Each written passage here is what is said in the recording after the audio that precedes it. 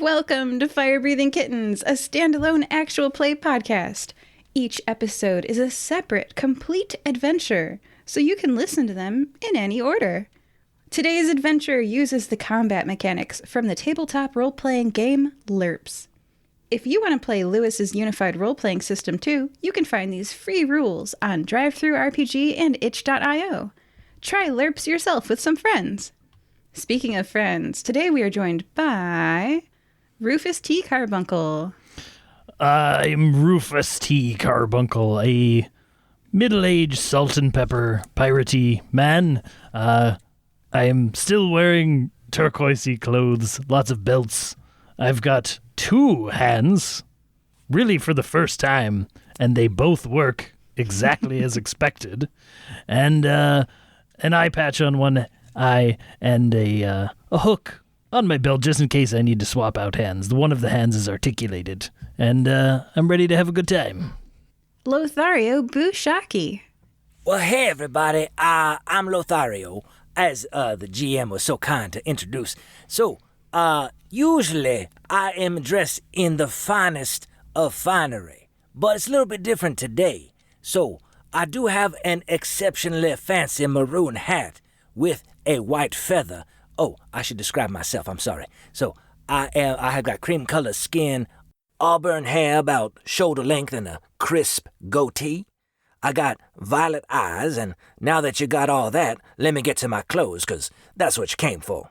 Okay, so I got a maroon cloak, and it is velvety, but not velvet. It's just got that illusion of shimmers in the light. You know what I'm saying? Okay, but under that, I got this, well, now this is a little bit unorthodox. I got some mithril scale mail. Now, usually, I don't go for armor, but I've been seeing this lady, okay? Joy Thundervoice. And I mean, she is a delight. I mean, everybody should find somebody like this in their life if they can. Anyway, she cares for me, and she's worried about me, and so she insists, I wear something a little bit more protective, and so that's what I got on. It's silvery, like scales everywhere, but then it's got this gold phoenix emblem. And phoenix, 'cause it's like a powerful bird that is a beautiful songbird, like me. And so it's a special thing that I got with me and Joy. Anyway, so, yeah, thank you, GM. I never considered what kind of song the Phoenix might sing. I saw this play, I saw this play with a wizard boy, and there was this phoenix, and apparently it had like the most beautiful song in the world, and I was like, I want to be a part of that. Oh. And Ignatious Cockbright. Good evening. My name is Ignatious, as she said. I'm a 2'6" tall gnome with coal black hair, a thick black mustache, and goatee. Dressed to the nines in a tailored suit. Today it is a periwinkle vest and matching cravat. I'm, of course, wearing a top hat, and I have many fine pieces of jewelry on. Excellent. You are all in the Fire Breathing Kittens Guild Hall. The guild is a large building with a bar, a sitting area with wooden tables and chairs, and a wall with a corkboard and job flyers posted. A magazine titled Halls sits on the bar. Xavier Tinman is happily worrying and stomping around, one leg in front of the other, making a lot of noise. What have you personally been doing to convert this kidnapped member of the Deep Ooze Guild to the side of good? And then Ignatius, you're joining us as a bit of a surprise. I would say that you gave him new legs. That's why he's happily worrying and stomping around. For the other two, what have you guys been doing to convert this kidnapped member of the Deep Ooze Guild to the side of good? I mean, realistically, a tall glass of ale and some good stories is really all you need. So I think we are just sharing tales of old to build camaraderie. For me, I like to discuss philosophy and beauty. What I'm trying to do is open the mind of this Xavier Tin Man and kind of expand his horizons about what is beautiful and what is worth fighting for. And fighting for the destruction of the planet is a no-no.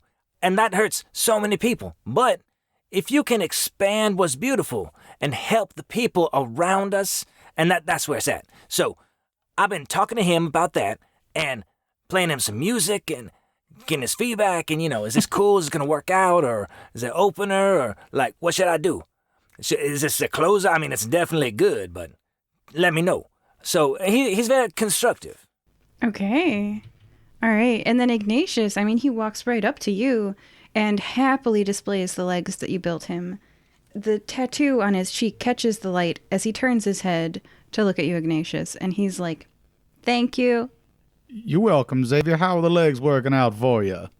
He can't express emotion on his face, so it's the hop, really, in the gait that tells you how happy he is. Well, I have the boys down in engineering working on some other upgrades. Would you prefer combat upgrades or movement upgrades? Because I'm either looking at getting you to fly or perhaps as a missile launcher. Now, obviously, eventually we'll use them both together, but we have to do one before the other. Hey, I don't know too much about this Xavier Tin-Man fella, but I heard some stories around the guild about what he's up to. And do you really want to give him a missile launcher? That seems extreme without, a little exchange of trust. I don't think it's extreme. I whisper aside to Ignatius, this is not for everybody. I believed as you did before, but I believe my friend Mr. Xavier has earned my trust. He did assist us at a very rough time in our harvest festival we were at.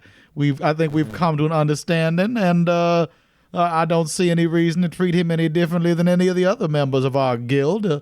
If I could install missile launchers on your back, I would. That was going to be my question, was if that's your opinion, then where's our missile launchers? But, that's... I don't need one. Yeah, fair point. That's very fair. What is lead time for a request of something like that? So if I want to say I would like a missile launcher backpack, is that like a 2-week thing, or what's going on? If it's just a backpack, well, I believe we could head on down to the Eastern House building. I can get you one this afternoon. Ooh, I'm rubbing my hands in delight, because I think that's something I would like to have.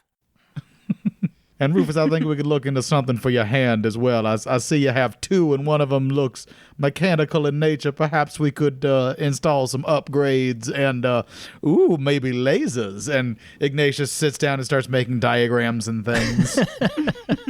I don't know what a laser is. Xavier suddenly looks a little bit wistful, pensive.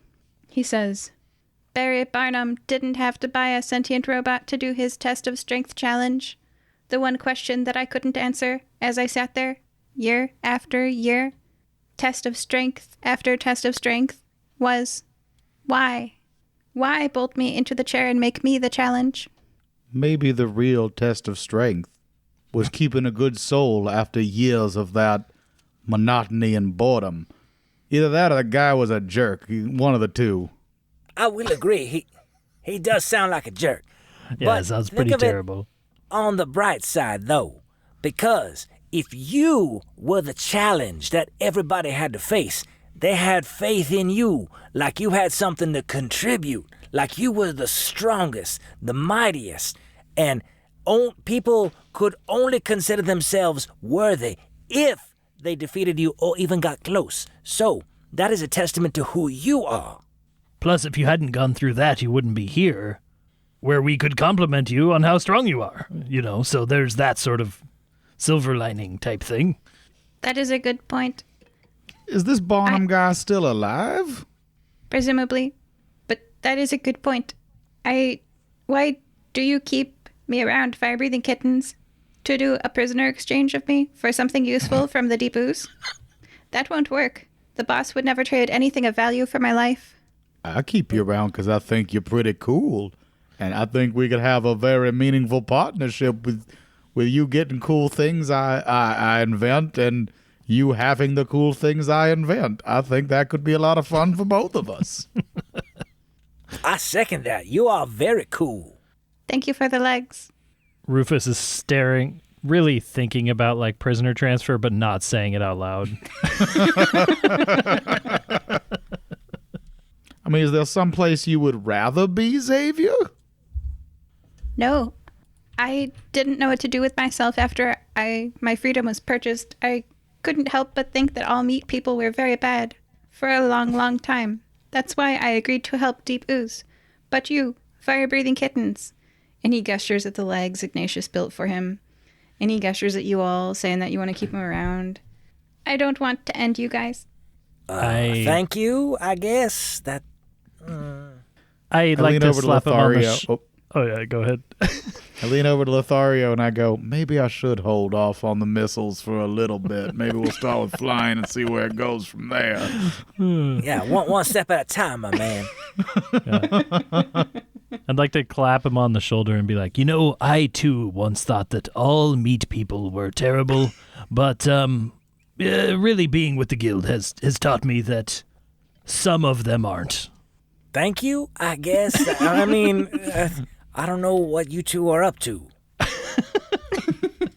Speaking of what you're up to, today you and the guild ward, Xavier, are the only ones in the bar except for Nusi, the retired adventurer and bartender, who is on the other side of the room behind the bar polishing something. It is eerily quiet without everyone else in the bar. The silence is disturbing.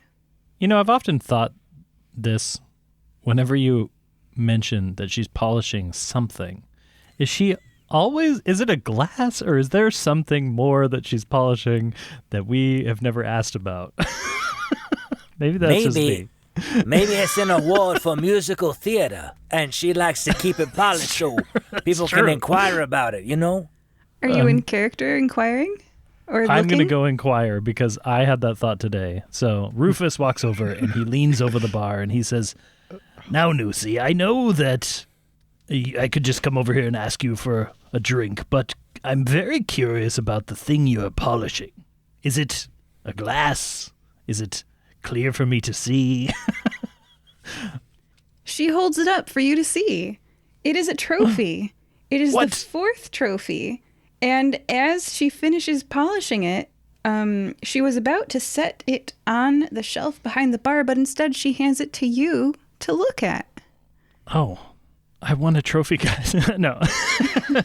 Hey, congratulations, Rufus. Hey, look at this. I would like to examine the trophy. It says Nicomoy Fight Club. 49596, I think. Let me double check the year here. 1 second with my records. I appreciate your effort toward accuracy. 49595. Of course. Yeah, that was a good year. A good year. Now,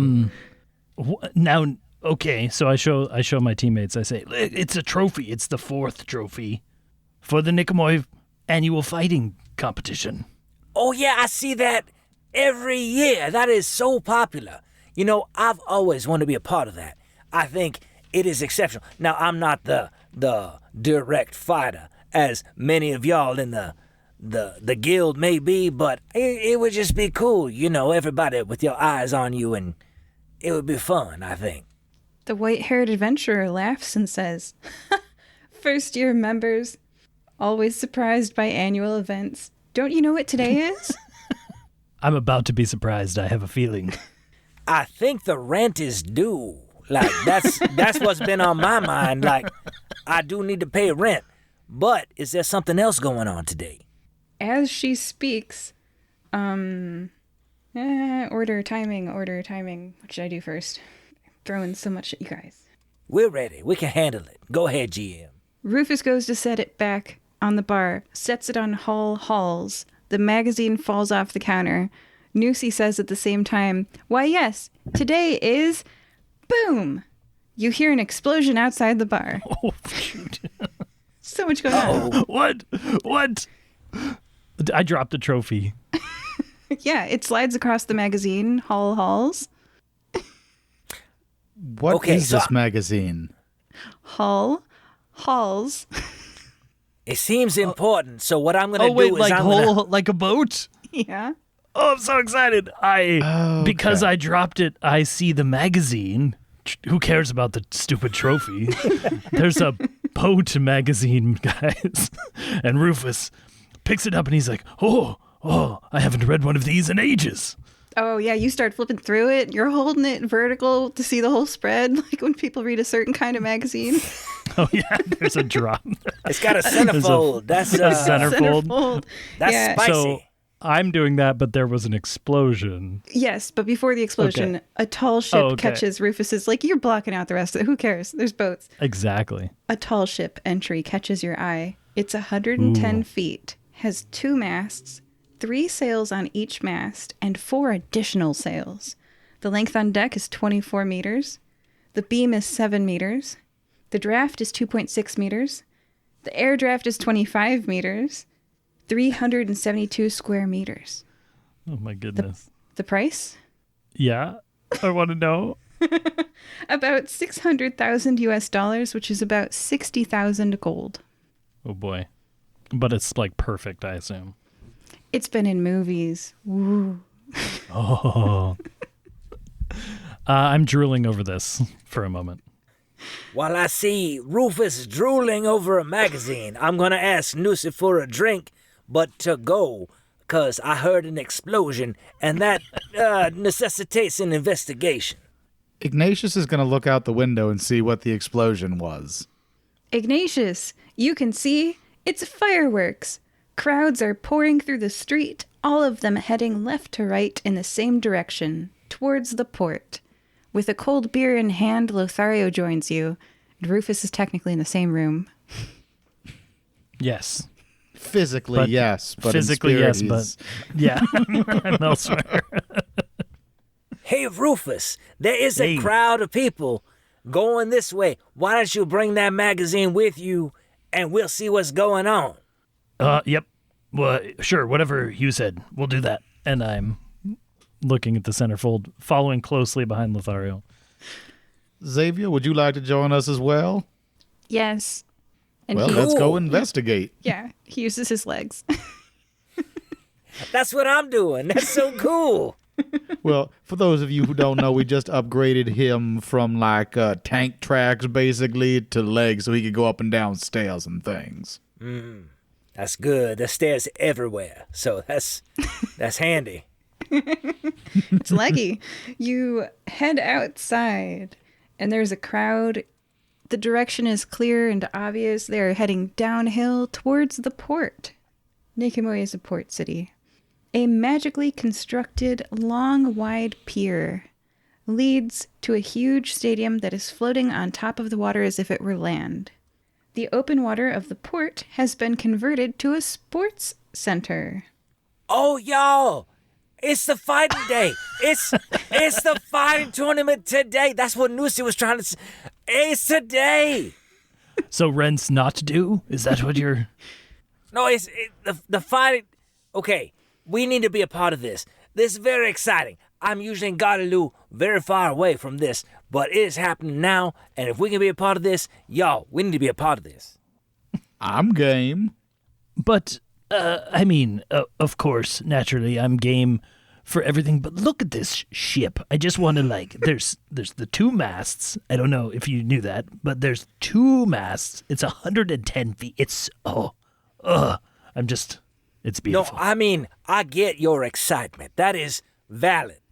But what you need to understand is if we get in this tournament and we win, you'll get so much money you can buy like 3 of those things. Rufus's eyes go wide. His eye goes wide.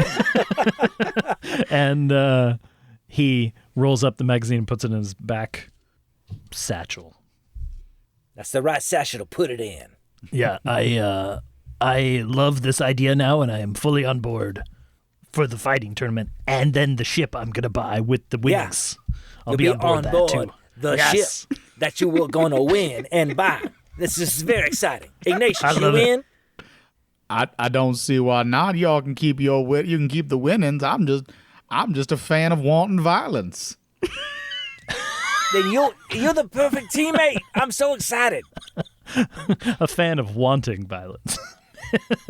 Either or. I heard wonton, so That makes But- way more sense. either way, he's in.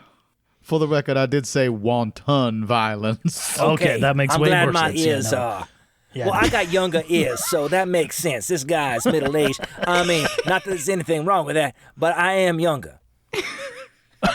I don't know. It's not a competition. We're not in the competition yet, Lothario. No, wait. It's just, we got to play to our strengths. And I'm the listening guy, and you're the drinking questionable liquids guy. That's fair, actually. Yeah, that's pretty accurate. You guys walk up on that pier, and interestingly, it's clear. If you've ever walked on one of those touristy glass bridges that you step your foot on and you can see through, often to the ravine beyond, you can see waves beneath your feet. You can see right down into the water below.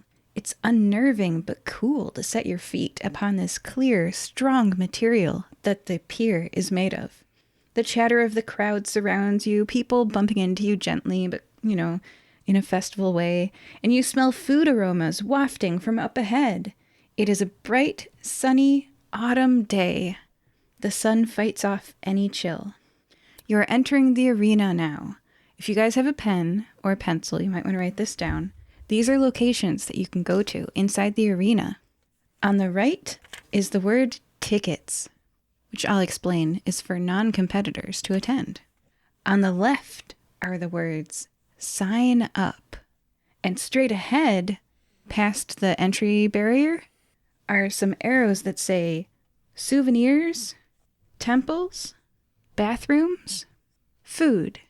And I will just say that again real quick. Tickets, sign up, souvenirs, temples, bathrooms, food. Before we get into all of that, I'm going to turn to Ignatius because I know his reputation is a maker of exceptional proportion. And I'm going to say, hey, Ignatius, this clear walkway we're walking on, this is freaking me out. It's weird. Can you tell me how this is possible? GM, can I tell him how it's possible? I believe Or you is have it- a skill for that. Glass. It's one of your 7s. And it's not the one with the blunderbuss. The bluff and fast talk? Might as well. So I can just BS him. This is a great time to explain the or- mechanics of LURPS to our listeners. So in LURPS, you have skills. And you have a number of dice in that skill that range from beginner, random commoner skill level to medium. You've trained in it to expert level. And you, Ignatius, are an expert in. I am a master of BS, apparently.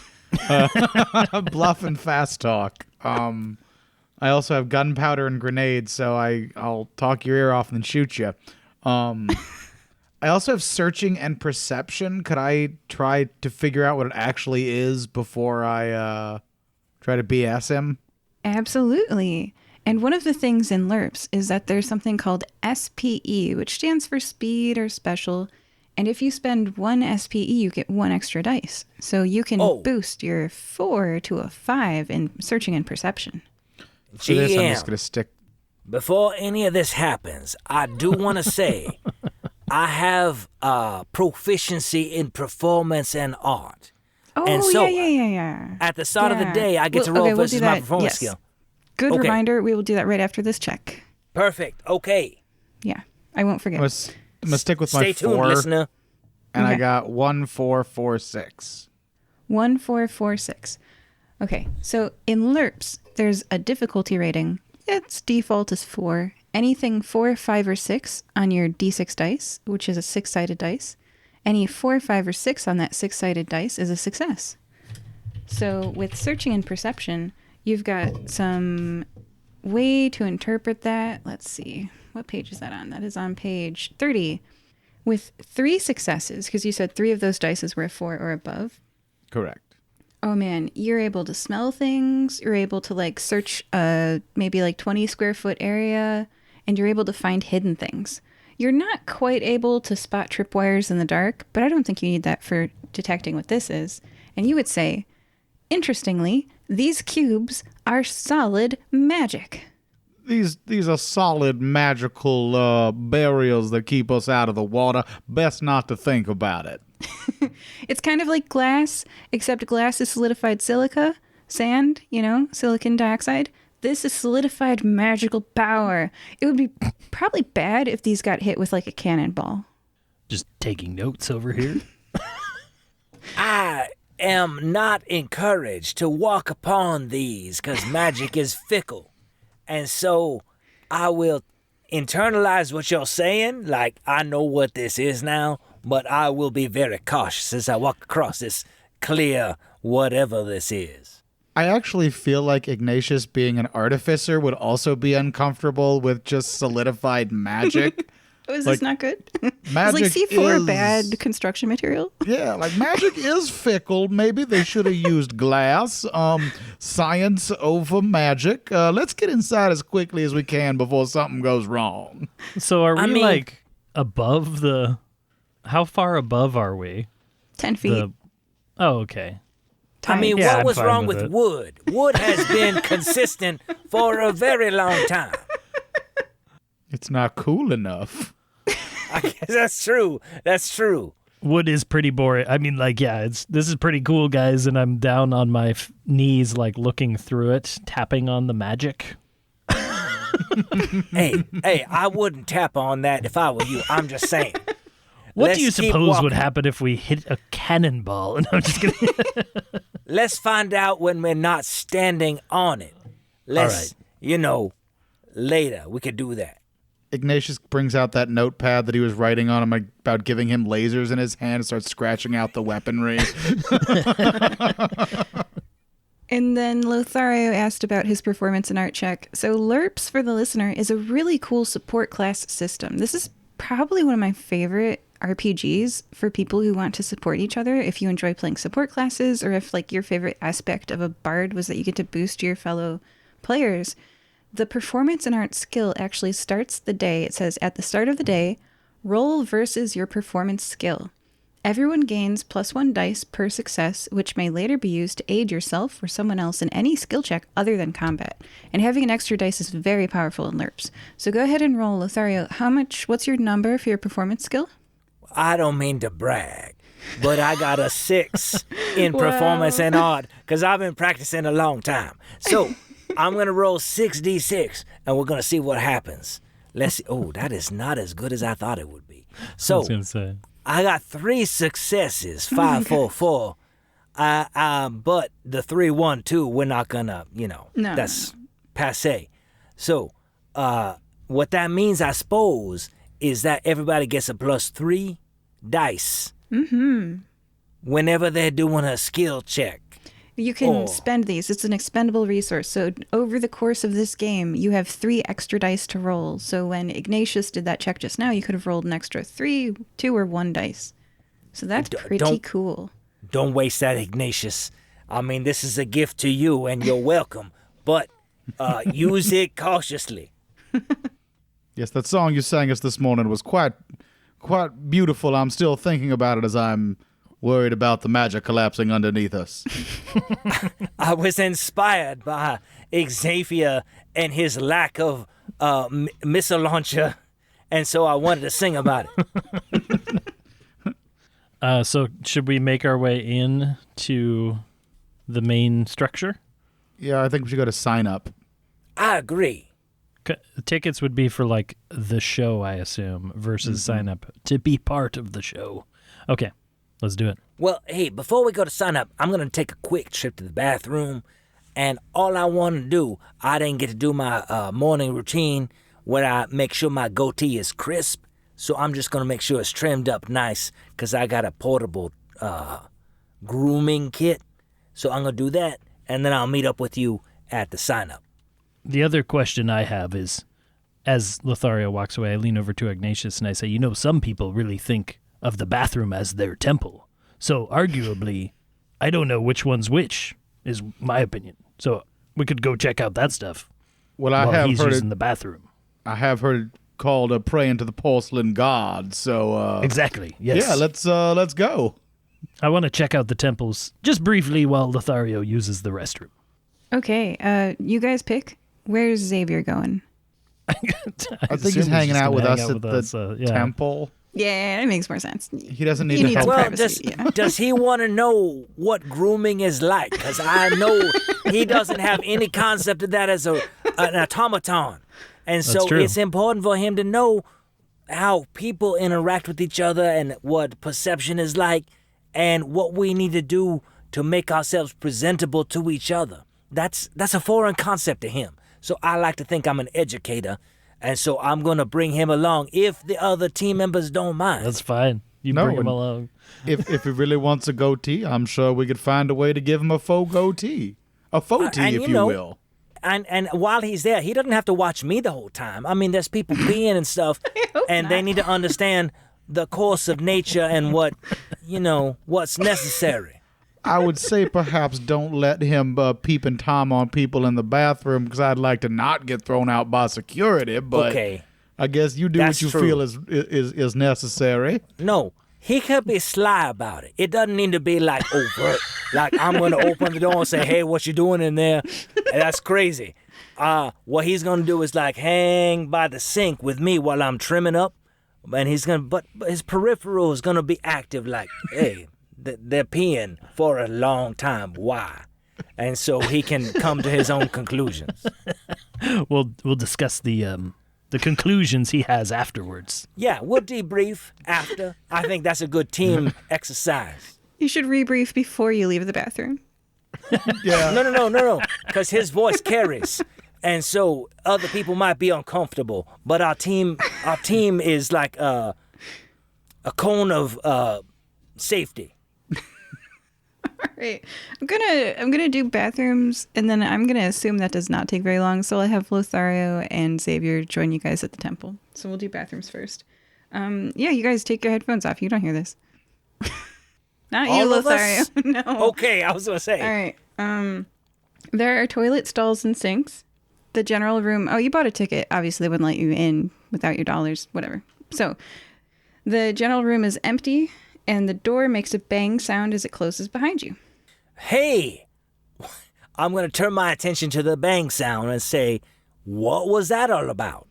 Okay, you went in the bathroom. There's toilet stalls and sinks. It's empty, and then behind you, the door swings closed, and it kind of like hits a little bit, so you hear it. It makes a bang. So, you can hear when people enter and exit this room. Oh, I see. Yeah, It yeah. was me. It was you. initially. Okay, I'm now caught up. Thank you very much. Okay, so you're in the bathroom with Yeah. Xavier. So I'm at the mirror. There's a few stray hairs on my goatee, and appearance is important because that's a first impression type of thing. And so I say, Xavier, this is what you got to do to make sure you're presentable. And you don't have this burden, but I do. So check it out. And I'm snipping, snip, snip, snip, snip, snip, snip. And so at the same time, while I'm snipping and grooming, my ears are open for any strange occurrences in the bathroom. You know what I'm saying? Oh yeah, Xavier leans in to the mirror and he says, "Would you like assistance?" And his hands become whirring like death blades. No, I think this is more of an educational experience. I appreciate the help you're trying to convey, but let me just show you what I'm up to, and then you'll be more informed on how to help others if they have this situation. You know what I'm saying, Xavier? I mean, thank you, but no thank you. I see. You hear the sound of running water from the sinks. Is that my sink or somebody else's sink? It's like a line of sinks, you know? Like there's 4 sinks and it's somebody else's, like it's not your sink and there's running water coming from it. Okay, so what I'm going to do is I'm going to look up like I'm snipping the bottom of my goatee. But as I look up, I'm going to have my eyes cast to the side of the running water to see what's that all about. Who is there? Who is there? You see, standing at the sink together are 2 clear people made out of water.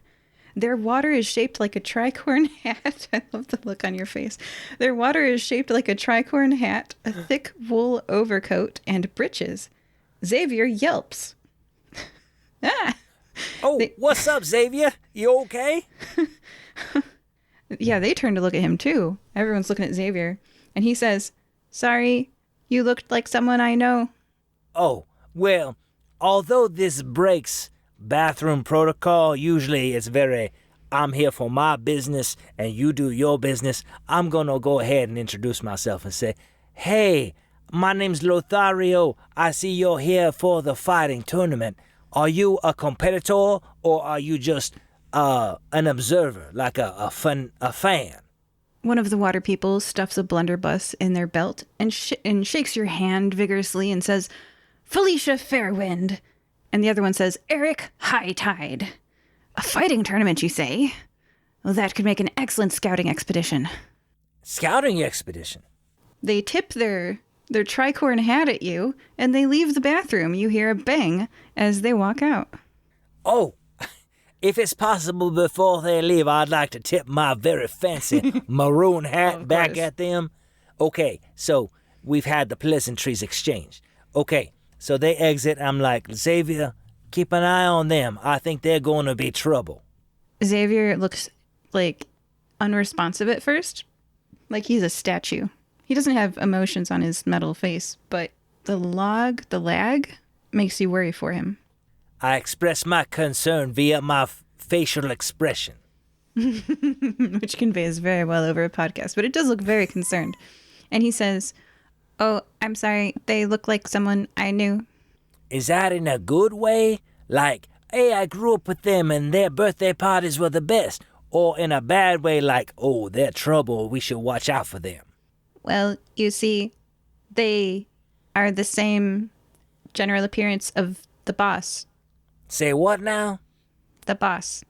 I hope my confused face expression is conveyed to Xavier, but then I realize maybe it is not, because he may not understand nuance, and I say, tell me more about the boss.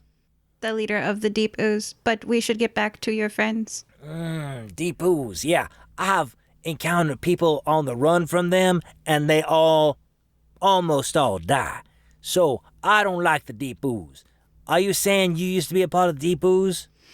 Oh, Lothario. Yes. Yes, Xavier. Okay. Noting the tattoo on his cheek, which is the Deep Ooze tattoo. Yes, he obviously was. Mm-hmm. The Q with the teardrop. Yeah, I'm familiar. He's just looking at you like straight, man. He's just like, yes. Okay. Well, I'm glad you're not a part of that anymore. So, welcome aboard. Don't mess with them. I will help you avoid calamity. Let's go join our friends. Okay, all right, you're making your way to the temples. I'll wave them back in. Hey, how'd you guys like splitting the party? Did you guys like that? Well, the fact that he went into the bathroom with the robot after talking about letting him watch people pee, I have my reservations. Hey, no, it wasn't direct. Like, he wasn't up all in their business.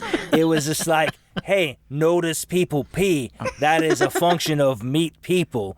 You need to understand that. So is the creepy guy at the urinal next to you trying to sneak a peek is what you're saying he was doing. He was at the sink with me the whole time. I was trimming my goatee, and he was right there. Don't even accuse him of something nefarious. I'm very excited to add audio to the visual I was watching at some point in the future.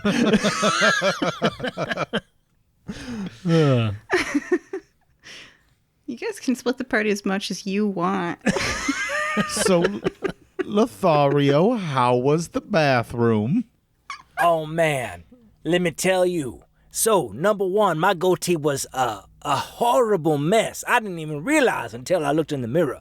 Luckily, my scissors came to the rescue, and everything is, as you can see, crisp. So everything's cool. But now that you mention it, while we were there, we found some water people in tricorn hats, which I found unusual, to say the least. But I think they're going to enter themselves into this tournament. I happened to mention that there was a tournament afoot. And so they said, hey, that's a great scouting expedition. Scouting, I say in quotes, because that's what they said, and I don't understand what that means. But we should be on guard, because I never seen water people with tricorn hats. I don't even know what to make about that. Oh, so Xavier did say that reminds him of the boss. And when he says boss, he means boss of the deep ooze. So this is this could be like another level of danger. I don't know. But I just want to circle back real quick. You did say tricorn hats. That part. Oh yeah. Okay. I mean, just yeah, I'm very precise. Fashion is my thing. And so when I see hats or coats or puffy shirts, I'm going to pay attention. And these were water people that were nondescript. It's kind of a blur, but the hats, I'm on point. It was a tricorn hat. Yes, there were 3 points on it. That's Yeah, no, right. Yes. Rufus has got that one locked in to maybe try to find one of those later before he purchases said ship.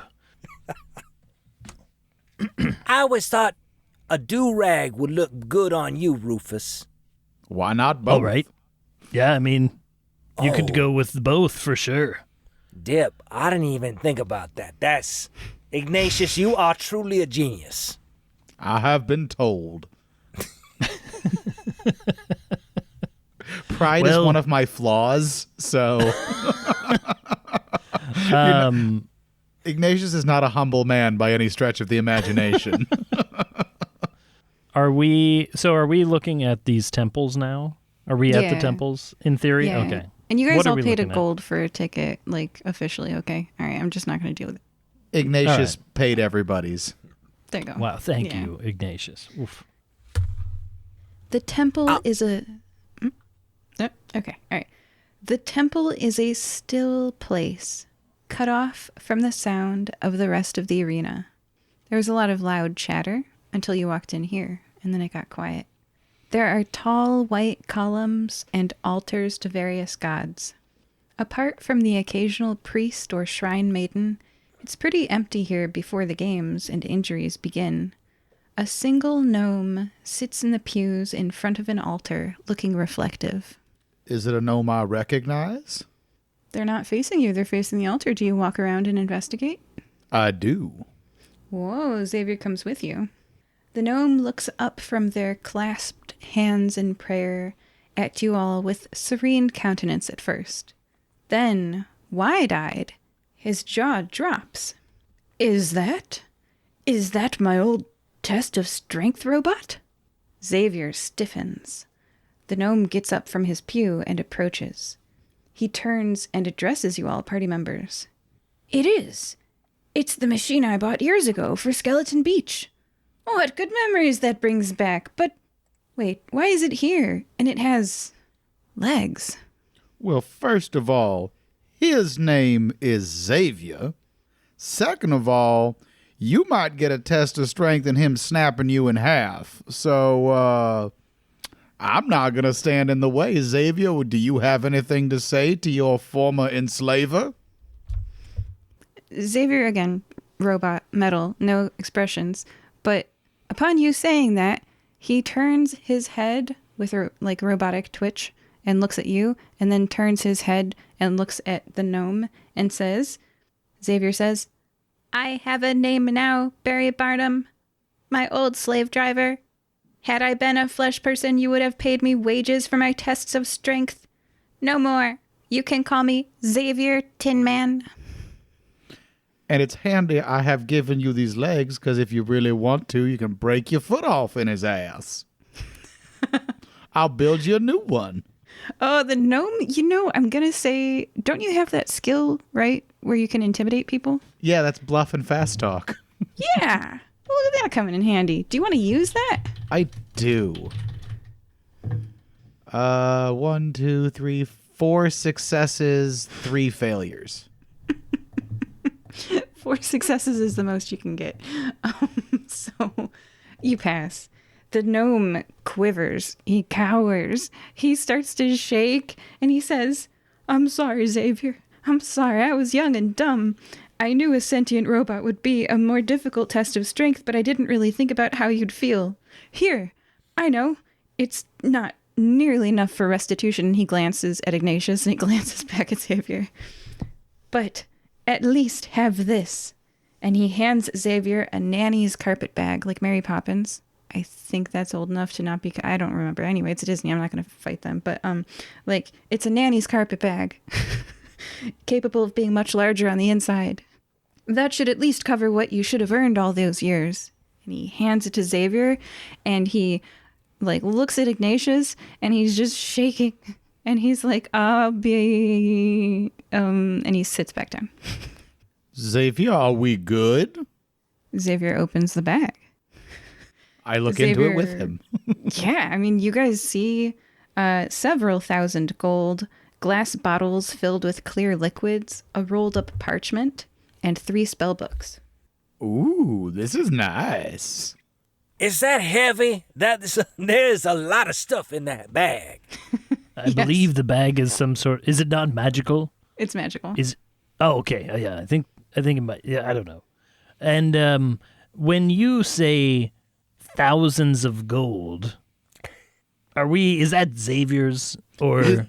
This is Xavier's slave bill, essentially. That these are the wages he should have earned while he was arm wrestling, and what he does with them are up to him. These belong to Xavier. I appreciate that. I think Rufus told me the other day that he's going into the finance management business, like he's helping people with their finances. And this is a perfect opportunity because Xavier, I don't know how knowledgeable he is about the real world and how currency flows and finance exchange. You know, there's a lot going on. Rufus is an expert. As a side out of character moment, I like to think that Rufus has decided that piracy is just a way to help people with their finances. People who might have too many finances. But anyway. Yeah, buried treasure ain't helping nobody. You need to invest that in something else. That's right. I don't know if you guys are trying to con Xavier out of his money, but Ignatius, you can tell, is this is Xavier's money to do with as Xavier wants. And I wouldn't con him out of it. I just, if he wanted to share out of the kindness of his heart, I would not say no. If y'all are worried about money, don't worry about money. I got us all today. Don't you worry about nothing. I'll give a nod to Ignatius and say, all right, I appreciate that, my man. Xavier holds up a bottle, a book, and a rolled up parchment. And he's like, thank you all for helping me to come here. And he hands you guys, I don't know, everybody take one. Bottle, book, rolled up Dibs parchment. on bottle. What's in the bottle? Clear liquid. Hey, Bonham, yes. What's in these bottles? It's a potion. I forgot to label them. Interesting tactic. That is a horrible way to organize your potions. I would just say from experience, I would not take the bottle. Okay. You can choose between a spellbook and a rolled up parchment. I'll take the parchment just because I like books, but I'm more of a fiction fan and not a spellbook fan, so parchments are more light reading for me. And so I'll take the parchment. Okay, it's a roll, like a rolled up poster, so you haven't seen what's on it yet. And Rufus, I believe you are known as the man who drinks mysterious liquids. Perhaps I'd love that. We'll give the potion to you and I'll take the spell book. Great. And for Rufus, if you Google 7th Sanctum potion generator, you can take your pick of potion from there. All right. Is there a 7th Sanctum scroll generator by any chance? Oh, you might want to look at that scroll. Oh, yes. Well, I don't want to be impolite, so I'm not going to do that right now. But as we exit the temple, I will unfurl it and read as well as I can. It's a nautical chart with an X on it. Oh, I'll say to Rufus, because I know he's all about the booty. I'll say, Rufus, this looks like a treasure map. Are you interested? Of course. Do you want this clear liquid bottle?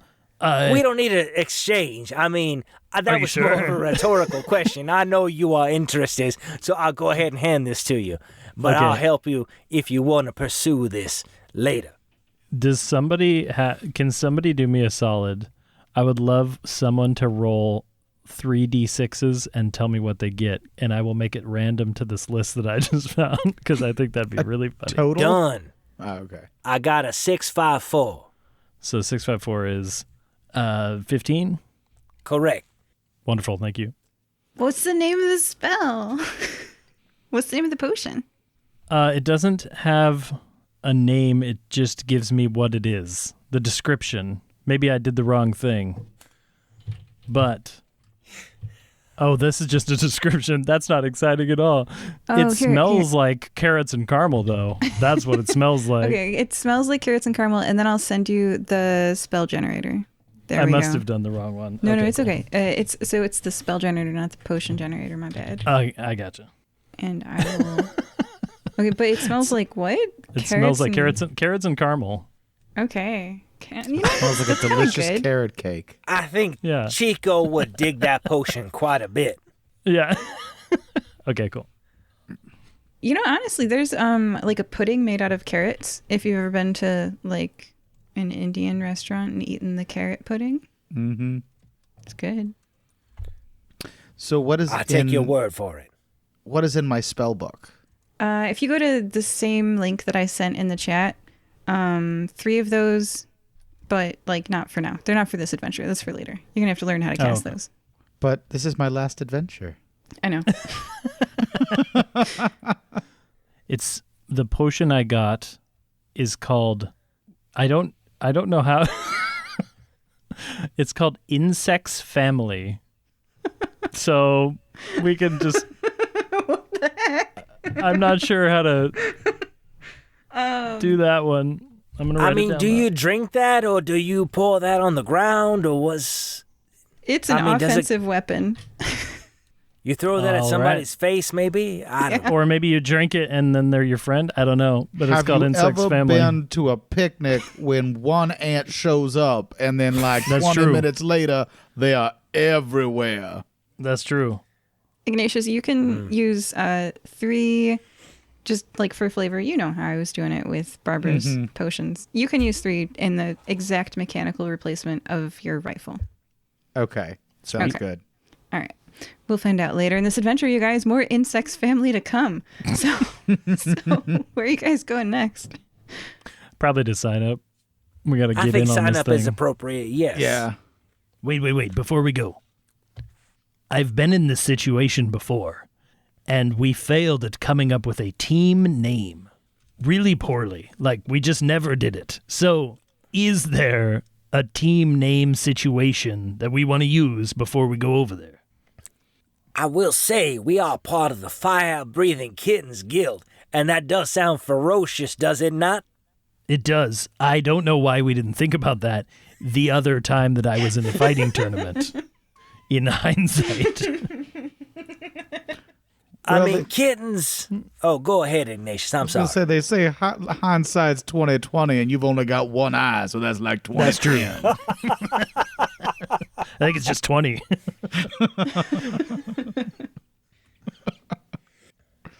So let's go I mean, sign is there up. a way we can enhance that though? Fire breathing kittens, like fire breathing kittens on the back of a dinosaur or shark or something very treacherous.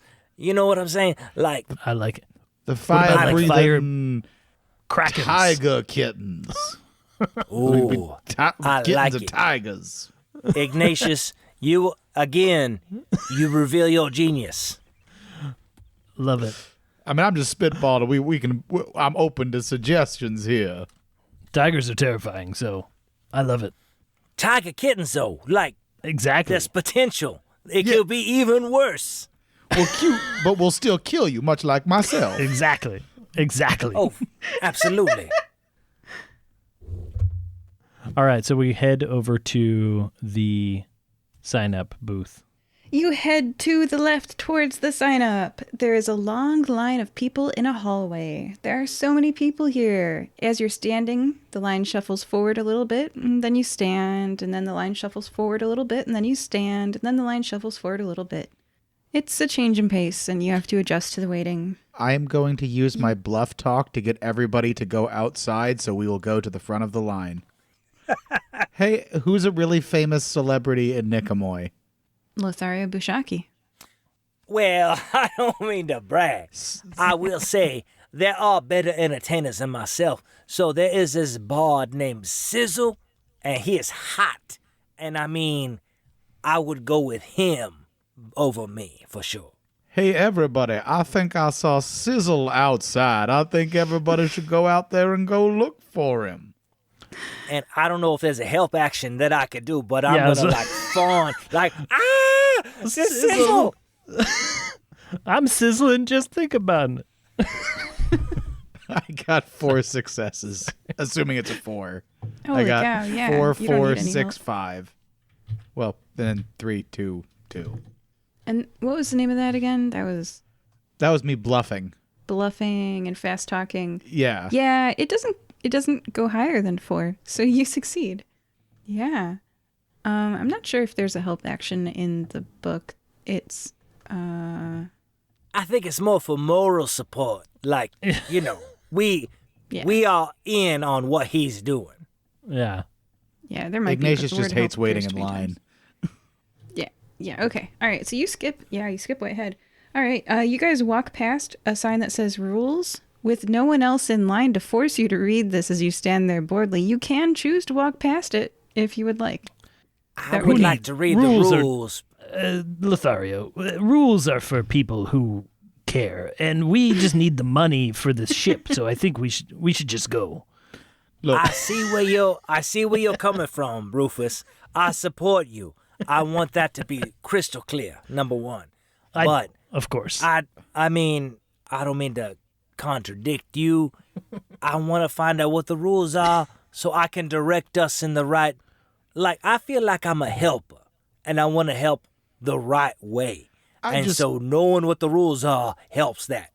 I have 2 words for you for your consideration before you read the rules, and that is plausible deniability. If I Rufus didn't is already know, just, like, I walking couldn't forward. do it. If I didn't know, I couldn't do it. That's what I'm saying. Rufus gets it. If you I want to read do the like to rules, just think- don't tell me what they are. Yeah. Well, if I read the rules, I do consider myself honor bound to follow them. Here's what I've Well, then got. don't I'm going read to them. private message the rules just to Lothario. Okay, Does that sound good? Wonderful. please do. I'll read them and weigh them accordingly. The Well- only thing I'm reading is this treasure map right now. That's all I'm reading. As I'm thinking about it, Rufus, if you're in it for the money, disqualifications can happen for egregious rule breaking. So tell you what, Lothario, you read the rules and tell us if there's any like really important ones that'll get us like kicked out of the tournament for like, I don't know, killing somebody if we're not allowed to kill. We should probably actually know that. Are we allowed? We should read the rules. Are we allowed to kill? You guys just let me know when I'm doing something wrong. I'm just gonna keep going. I will let Okay, you I'm know. going to send the rules to Ignatius and to Yeah, I Lothario. want no part of it. Okay. At first, I Okay. thought perhaps I shouldn't know the rules, and then the longer I thought about it, I was like, actually, he has a good point. So the rules are very simple. Wait, don't explain them. They don't want to know. I sent them the I don't people wanna who know. want to I know. want- Yeah, I want you're good. nothing. Yeah, the listener Okay, doesn't get so- to know. No. I will say from a No, stop. auditory storytelling Hey, perspective, no, I'm no. going to whisper to... Take I'm your whispering. headphones off, Rufus. I'm whispering Take to your Ignatius. I was like, this is important. You need to... This is what's going on. And I'm glad you're paying for everything because it sounds expensive. So, please do this and we're going to be okay. You can talk. His headphones are off. Oh, heck his headphones. No. Okay, So, all right, come back. okay.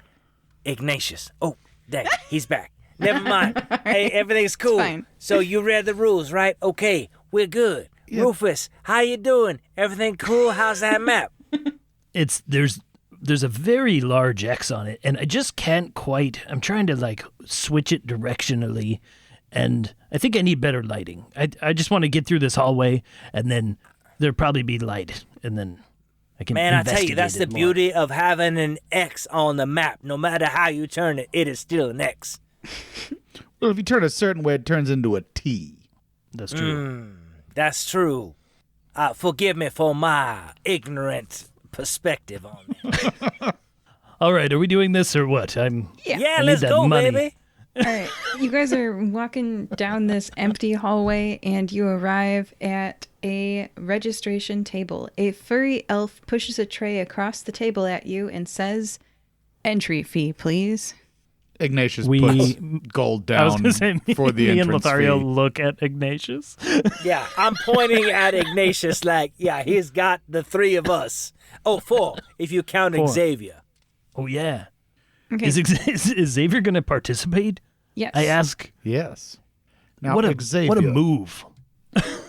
we had discussed missile launches.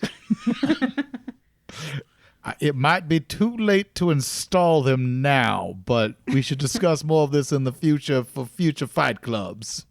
I think this is a good enticement to get him on board. I'm just saying. Ignatius, for your reference, you're down 5,200 gold. The furry elf puts 4 adhesive chest-sized papers in front of you, proclaiming 343, 344, 345, 346. Who is wearing which number? Ignatius will take the first one, so 343. And this is a mechanical question. Do I have to keep track of my money since, for all intents and purposes, Ignatius is a billionaire? No. Okay. I didn't know that, but I'm glad that you are. He took over the Eastinghouse Company, so he is very wealthy. Oh, I heard that episode, and I'm glad you got what's coming. I mean, that is what you should have. You found that Agreed. no, so it's good. I'm glad you got that, but I didn't know you were a billionaire. I'm just treating you like everybody else because I'm cool. Oh, yeah, please do. I'll just buy you tickets and things. If I may, I would like to say I'm 345 because I like sequence. I would like to be 346 for no reason whatsoever. All right. And Xavier is 344. Ignatius? The furry elf gestures at the door behind their registration desk, gesturing at 343, and says, "One at a time." Everyone else, please take off your headphones and I'll wave you back in. This was the only headphones off portion of the intended episode. Not with us around. I'm going to say my headphones are off, but I'm going to say to Xavier, hey, you are a good guy, so be good. Okay. All right, Ignatius. You walk past the furry elf at the registration desk, open the door, and you step into an about bedroom-sized room. You can see the other wall of it clearly, but it's not close enough to touch. There are 2 doors, one on the left and one on the right. On the left wall, a woman sits behind a desk, leaving the majority of the room as open space. She says, "Welcome, potential competitor. My task is to eliminate the most boring 1/10 of competitors at this stage. Please demonstrate a skill that makes you entertaining enough to be on stage." I'm going to fast talk her and bluff and get her really excited, and then I'm going to use my feat of quick draw to have a pistol out before she even realizes it. Oh my. All right. Go ahead and So roll. 3 successes. 4, 5, 1, 6, 2, 2, 1. With 3 successes, that's enough to make a person distracted enough, like, "Hey, what's that behind you?" And they'll turn and look, which is enough to draw a pistol on them. Yeah. And then when they look back, wow, there's a blunderbuss right there in their face. Okay. And then I tip my top hat and go, "Ignatius Cogbright." She presses a button in front of her, and the right door opens to a room with a row of chairs. This is the cool person room, right? This is the one that means I get to go fight people. "Yes," she says. Excellent. I go in. Buff people and people in wizards' robes are sitting and waiting. There are also 2 clear people who seem to be made out of water. Their water is shaped like a tricorn hat, a thick wool outer coat, and breeches. Take your headphones off. Welcome back, you 2. You see Xavier entered the room, and then the furry-eared elf gestures 3, 4, 5 in. Lothario, go ahead and go in the room. Hey, so I go ahead and walk in the room, but casually, like everything's cool. Everything's cool. You open the door and you step into an about bedroom-sized room. You can see the outer wall of it clearly, but it's not close enough to touch. There are 2 doors, one on the left and one on the right. On the left wall, a woman sits behind a desk, leaving the majority of the room as open space. She says, "Welcome, potential competitor. My task is to eliminate the most boring 1/10 of competitors at this stage. Please demonstrate a skill that makes you entertaining enough to be in the Nicomoy fighting tournament. Oh, man, I'm so glad you asked me this question. And so what I do is clear my throat and I prepare to sing a song for this lady because singing is what I do as a bard. Can I do that for this lady at this desk? Yeah. Okay, so listener, I just want you to know my talking voice is different than my singing voice, and that is off-putting for some. But I just want to prepare you that it's going to be different, that's all. Okay. I am so glad to be a part of this tournament. Please let me. I will do my best, and you will see the rest, and it will be a delight for all. And I hope that's good enough. I mean, I didn't warm up or anything, so it's not gonna sound great. Go ahead and roll your performance, and 3s are successes as well as 4s because you actually performed. Okay. So, oh my goodness. Oh, this is very exciting. So I got a 6615554. So that out of 6 is 5 successes. The maximum was only 4. You succeeded. So good. She presses a button in front of her, and the right door opens to a room with a row of chairs. I go ahead and point like finger guns at the lady like, thank you very much. And then I walk through the right door. Buff people and people in wizards' robes are sitting and waiting. There are also 2 clear people who seem to be made out of water. Their water is shaped like a tricorn hat, a thick wool overcoat, and breeches. Go ahead and take your headphones off. Oh, and there's Thank you very Ignatius much, there. Ian. Okay. Yeah. Rufus, the furry-eared elf, gestures at the door behind their registration desk. Totally paying attention. I wander that direction. You open the door and you step into an about bedroom-sized room. You can see the outer wall of it clearly, but it's not close enough to touch. There are 2 doors, one on the left and one on the right. On the left wall, a woman sits behind a desk, leaving the majority of the room as open space. She says, "Welcome, potential competitor. My task is to eliminate the most boring 1/10 of competitors at this stage. Please demonstrate a skill that makes you entertaining enough to be in the Nicomoy fighting tournament." Oh boy. I tucked the pirate map away for a moment, and I think what I'll do is I will detach my now working hand. But one of the things that happened in the previous time I used this hand is that I can talk to it and we can communicate with each other, and it's sentient. So it follows my orders but is alive in a way. And so I think I will put it on my shoulder, put a hook on my hand, and then start juggling something between the shoulder hand and my hand. And just not even really sure what to do with anything. Maybe I'm juggling lightning bolts or storm powers or something to make the thing work. And then maybe I also take a moment to tie really cool sailor knots. Oh my goodness. All right. Since you're using your storm magic, why don't you go ahead and declare what level you're casting this spell at? Oh my goodness. And then that's that determines the dice, correct? Yes. Well, it determines the miscast, and then you roll your... I want to just keep it real low. And let's just do the base level. I got to look at that again. And then I have a 6 in my air and lightning. Yeah, roll 6 dice. Thingy. I got 3 6s, and then 2 1s and a 2. Okay, your spell levels, I think that's on page 55. Okay, yeah, I was just trying to find it. 3, 4. Okay, spell levels are on page 54. It says that you... So... You need 1 success to cast a level 1 spell. There Well, it it's is. Okay, I see exceed that. it to beat it, so you need 2 successes. Yeah. I got Okay. 3. So Is that right?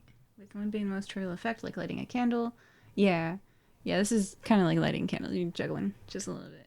juggling a little lightning ball. Yeah, it's always one higher. Spells are...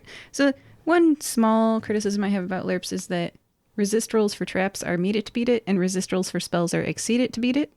And usually in a system, you just want to go with one of those. Right. So, but these, yeah, spells are exceed it to beat it. So you Okay. got 3, and you cast it at first level, Yeah. so you succeed. Describe your juggling. Yeah. So I think I summon a little lightning ball, and I go, huh, and I throw it up with my left hand, and then it goes to the shoulder hand, and then it throws down to like my hook, and I hit it back over to my left hand, and it's just this really awkward moment. And then I probably like take a moment to also tie a bowline knot at the same time, like I'm some sort of one-man band situation. I don't know. I didn't even know I had this skill, but I was nervous, and I'm throwing something together. She smiles, and she presses a button in front of her. The right door opens to a room with rows of chairs. Oh, what was in the left door? Is that the boring door? Well, it's hard to say, but you do know that Rufus and Ignatius are in this room. Yeah. Oh, okay. Well, I'll go in that door then. In the right Okay. one. Buff people and people in wizards' robes are sitting and waiting. There are also 2 clear people who seem to be made out of water. Their water is shaped like a tricorn hat, a thick wool outer coat, and breeches. All right. All 3 of wait. you are in the waiting room. Yay. So what So you I guys see these do? water. I juggled lightning, and my articulating hand is still on my shoulder. I pop it off and put it back on. I did some crazy juggling. I didn't even know I could do that. Well, I pulled a gun on the lady. That's an interesting tactic. I feel like y'all really were more direct than me. I just was very I used the softer skills, not the more audacious approach. And so I'm so glad to be on your team. Let me just say that right now. Well, you're a very charismatic individual, so I suppose we all played to our strengths. I used unexpected violence. Rufus used magic, and you talked your way past it. Well, I did some singing, and I'm not usually I get paid for performances, so this was a little bit weird for me. And Xavier, what did you do?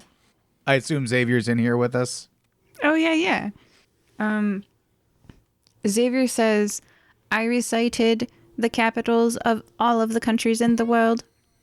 I was hoping you did a little kick line or something with your new legs, but geography is also very entertaining. I am a fan of geography, and I didn't know it was that easy. I would have preferred to do the capitals of the world, frankly. I did it in 0.2 seconds. Well, that's very impressive. I could not have done that. I'm So you very mean to tell me impressed. that all the land cities land countries have a capital city? All of the countries, including the underwater ones. Okay, I like There's those underwater ones. countries. What's going on here? I like to look over at the water people. Did I hear you say that they're not actually wearing hats, but the water is shaped like a tricorn hat? Yeah. Rufus is very, very disappointed. I would like to walk up to the water people and say, hey, remember me? I'm Lothario from the bathroom. It's good to see you again. And you remember that their names were Felicia Fairwind and Eric Hightide. They turn to you and say, It's good to see you too, says Eric Hightide. What do you people, like there's a hand gesture, what do you people normally do here before the competition starts? Well, frankly, I've never been in this competition. I've only seen it, like, conveyed via magical conveyance. But I would imagine that the competitors pray to their gods or, prepare themselves mentally because the task ahead of them is quite arduous. I think they tell each other their strengths and their weaknesses. Would you all like to go first? And I'm going to use bluff and fast talk to try to get them to tell us what their weaknesses are. Okay, now that's not what that skill is for. That is a bluffing. distraction skill. Yes. I'm bluffing them to tell them that this is tradition is they tell me what their strengths and weaknesses are before the match. That's what people do here. Oh, I'm going to go ahead and play into that and say my weakness is a pretty face. I cannot deny a pretty face. And whenever I see a pretty face, I fall apart. So hopefully there aren't too many pretty competitors, you know what I'm saying? And I elbow the water people. Should I roll my bluff? I think if you read the wording on that, you're great at baffling people long enough with something that doesn't sound right. So it's about time. Each of those 1, 2, 3, and 4 are about time. So it's like It's more about like how long you can distract them. Yeah. Makes sense. Okay. Diplomacy and persuasion is the skill for like persuading the town guard, persuading a farmer to allow you to rest in his barn overnight. I gotcha. I would still like to do that then and take 2 of my SPs and 1 of my dice from Lothario singing us beautiful songs this morning and still try to convince them to tell us what their weaknesses are if I could. So I'd go from 1 dice to 4 dice. Right. So you're looking at the SPE table Yes. on page 7 where you can spend 3 SPE to get 2 bonus combat dice. So it's bonus combat dice. Oh, it's it doesn't count as skill. So then I'm going to use 2 of I my... will say, I whisper to Ignatius and say, I don't mean to brag, but I am skilled at diplomacy and persuasion. So I can talk to these people if you like and have them reveal their secrets to us. While those two are discussing this, I would like to talk to the water people and be like, I have been a part of a tournament. And when I was a part of a tournament, 2 of the teammates stayed in the locker room. We just chatted with people. And the other one climbed into the rafters and set up like a subterfuge situation and started dropping rocks on people. It was crazy.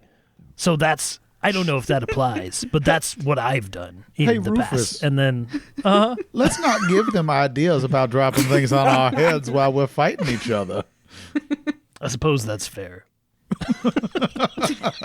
I think he's building camaraderie, though. It's a long con, if you will. They go ahead and mark this down on your sheet.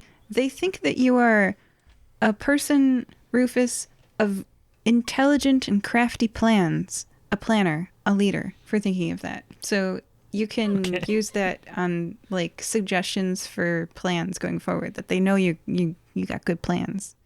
And they their water fingers stroke their water chin. And they go, I don't like the term water fingers. I don't know. Okay. Aquatic fingers? There you go. I don't think that's better. All right. I have written it down.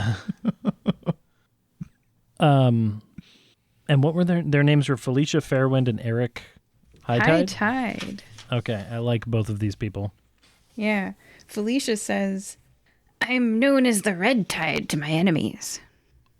Is that because of blood? Do you stab them? Yeah. That's cool. I like you. That's amazing. All right. And Isn't there some bacterial manifestation that causes a red tide that isn't necessarily associated with blood, but is just kind of a poisoning of the water supply? Yeah. Well, is it's that an algae more bloom. Yeah. Yeah. This half-elf knows their water ecosystems. Well, I grew up in the swamp. You got to be careful when you're trying to drink water. When you see the red tide, you run. You know what I'm saying? Drink water?